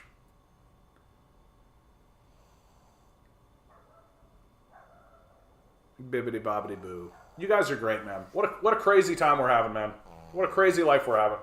I also know that there is something going on at 11 a.m. at Toronto City Hall on Wednesday. So if you're able to come down to Toronto City Hall on Wednesday at 11 a.m., I believe Socialist Action is having a gathering. 2 p.m. to 5 p.m., I'm at work, dude. Fucking capitalism, eh? Fucking capitalism. I think that this is also part of their strategy. I also think this is part of their strategy, right? Like, oh yeah, Saturday is worse, actually. I'm no good on Saturdays at all. Like, I feel like part of the strategy to ensure that we can't gather is to make sure that all of our schedules are so fucked up, right? That there's been this push recently for like, oh yeah, we'll do a 4-day work week, right? We'll let people have their bills paid and all this with a 4-day work week instead of the 5-day work week. Okay, but we'll make sure that everybody's schedules are just completely fucked up. And then you've got like the gig economy and you've got all this kind of stuff. So everybody's like nobody has a consistent time or a consistent schedule, so you can't ever get together with everybody. Fantastic, bud. Oh, then I'll see you on Wednesday, Victini. Oh, that'll be nice. Oh, that'll be nice, bud. I haven't seen you in a while. I feel like I haven't seen you in like a year, dude. That'll be nice. It's always nice to, like, you know, actually physically see the people. You know? Yeah, it's always nice, man. I'm also looking forward to seeing some of these socialist action guys. I feel like I haven't seen them in a long time either. And I feel like they feel that way too, that they haven't seen me. And so I feel like there's a lot of dislocation that's happening right now between me and other groups, which is completely understandable. Like, I just... It sucks. Like, it sucks that, like, I've got these fucking bills to pay, and so I'm, like, totally whisked away into this fucking capitalist ridiculous bullshit. And we're all ostensibly trying to do the same game, which on this, like, digital platform, and by spreading things around digitally the way that we do. And so I can't really get involved in their stuff, and they can't really get involved in my stuff, because we're both playing the same game. You know what I mean? And so I feel like while we're all pushing forward on the same idea, it is sort of loosening the ties that we have to one another. I've been feeling that way, and I'm starting to see that I've got to do more to try to reinforce that a little bit better. Because, like, these guys are great. Like, they're good organizers. They show up. They're passionate, right? They're creating, like, a fairly robust organization, right? And I just don't fit in. I have a hard time fitting in. I'll admit it. I have a hard time fitting in. I learned an interesting fact today. The people who created mass movement throughout history were always the middle upper class society, and has never come from the bottom. Is that true? Is that true? Always the middle upper class. It's never come from the bottom. I mean, it does make a certain type of sense that once the negative effects of what is happening in the society begin to affect even your upper class, right? Which it will. Like, this capitalist system will abandon even the upper class, for sure, as a guarantee. Like, I have friends who are doctors and lawyers, right? Old university friends. And what do I talk about? What do I talk about with them when we get together? I talk about how they feel disenfranchised by the system that they're in. They've sacrificed their lives to it, right? They sacrificed their lives to it with the student debt, paying off the student debt. And now I got a buddy who's come out the end of his student debt journey and has got it all paid off, and is now telling me that he can't buy a house. Like, yeah, I get why these people become revolutionaries. I feel like I'm on a subreddit now called Canadian Housing, Our Canadian Housing, and I've gone to these guys' protests, right? And they are like a bunch of clueless upper class people, like middle upper class people, right? They don't understand. Like, they genuinely think that this is going to be resolved with some kind of zoning shit, and they haven't quite realized because they haven't encountered someone like me who's willing to level with them and tell it to them straight and have them actually take it seriously, which is that the society has abandoned you, right? And it's going to keep abandoning you. You're not getting that house. It's not happening. It's over. Great doggo. Yes, he is the greatest doggo. Sound and video is great, by the way. I could hear Miles snoring. That's good. Thanks, DM. I appreciate that. I need to get a light right here. I can tell. I'm probably pretty dark right now, I bet. Let's verify. Click. Yeah, I'm pretty dark. I could get a light right there. That's okay. You know the UN took down that article you read last week regarding hunger being good thing or whatever? You did it? No, I think that... I think they did the right thing. The more I looked into that guy, I forget his name, the more I saw that it was a satirical article, It for sure was a satirical article. When I read through it, even I was like, this seems satirical. Like this seems too on the nose to be real, and it makes sense that the UN would take it down because I think it is inappropriate to publish that article at the UN. I think that's the long and short of it. I understand why he did it. I understand why the UN initially went along with it. I understand why they did it, and why, given the absurdism of the world that we live in, I completely understand how that article made it there. Absolutely. It was the right decision to take it down because that's not what the UN is for. The UN is not a comedy outlet. It is not a satirical site. It's not for satire. If they wanted to make that point, they could have just said it. You know? Which is what they should have done. But at the same time, I can see how they could be getting frustrated that we have said it. We've said it on many occasions. So why don't we say it in this satirical manner? And it'll generate a lot more interest. And it has. It did. And then the subsequent taking down of it, I think, has also generated interest. So I think it's by and large been successful for them. I'll never say they shouldn't have done it. But I will say that that article shouldn't be on the UN website. That's not where it's supposed to be. So I have many feelings on that. And at the end of the day, I'm glad they did it. Yeah. Yeah.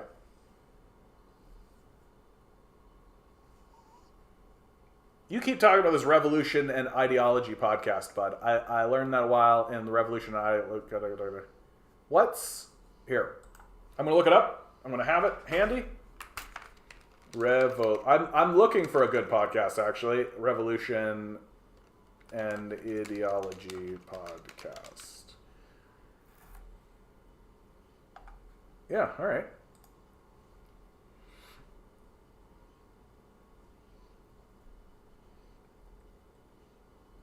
Inspirations for Harlem Resistance. Prison. Can the system be changed from the inside? DayZ, a simulated social experiment. George Simmel's The Ruin. Could utopia be apocalyptic? Zombieland, zombie comedies and their significance. Oh, okay, all right. I could dig this. Yeah, we'll vote the crisis away. You got it, bud. We'll vote the crisis away. That's absolutely what's going to happen. My supposition is the middle and upper class has the idle time afforded by their living standard to explore ideology and philosophy. Yeah, the working class is deliberately suffocated in debt to prevent class consciousness. Did you say you moved into a new apartment? No, I just flipped everything around. So everything's the opposite. I'm looking in the opposite direction. The wall you're looking at is the opposite wall. Yeah, but it all looks the same to you. My friend is a PhD professor of political science, and he is socialist as fuck. Yeah. They have the time, but too much privilege to disagree with fight against capitalism generally. I mean, I think it really just comes down to their material conditions, right? That's what it really comes down to. That even if a sociologist or a professor or a doctor or a lawyer or an engineer agrees with you ostensibly, right? Even if they look at what you're saying and they go like, yes, I'm with you, right? I agree with you. The reality is that as long as their material conditions are reasonable enough, and as long as they believe that the material conditions of their children are going to be reasonable enough, they'll continue doing what they're doing. That it's got to get bad, right? It's got to get to the case where they are suffering some kind of humiliation, right? The humiliation can't just be like abstract to them, right?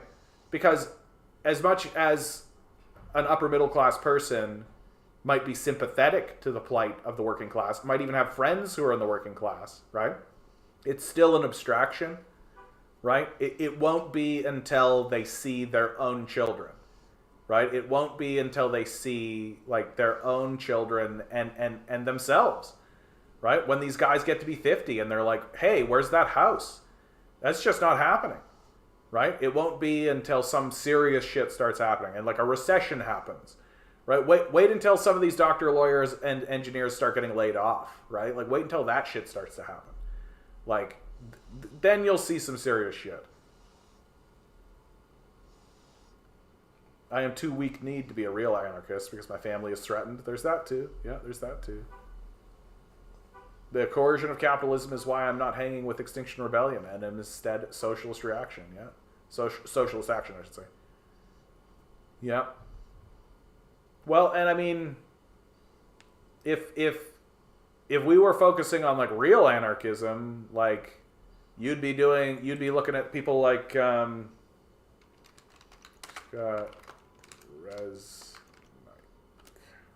be looking at somebody like this. Oh, no, that I don't care about this. Jessica Rez, nice. Yeah, of course they're trying to do. Forget how to spell her last name. Blew up an oil pipeline. Oh, come on. Is this her? Why am I failing? I'm failing, dude. Holy cow. I'm failing so bad.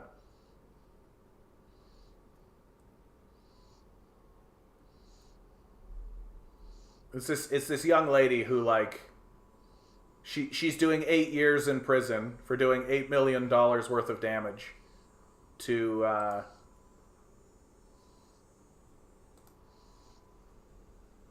$8 million worth of damage to pipelines. Is this it? Anyway, I gotta figure this out. Anyway, we've reached the end, guys. Anticlimactic note. We've reached the end. Good to see you guys. I'm so glad that you guys are all here. I hope you're all doing really well out there. Like, share, subscribe, hit all the bells, hit all the whistles, do all the things. Tell people I exist. For God's sakes, tell people I exist.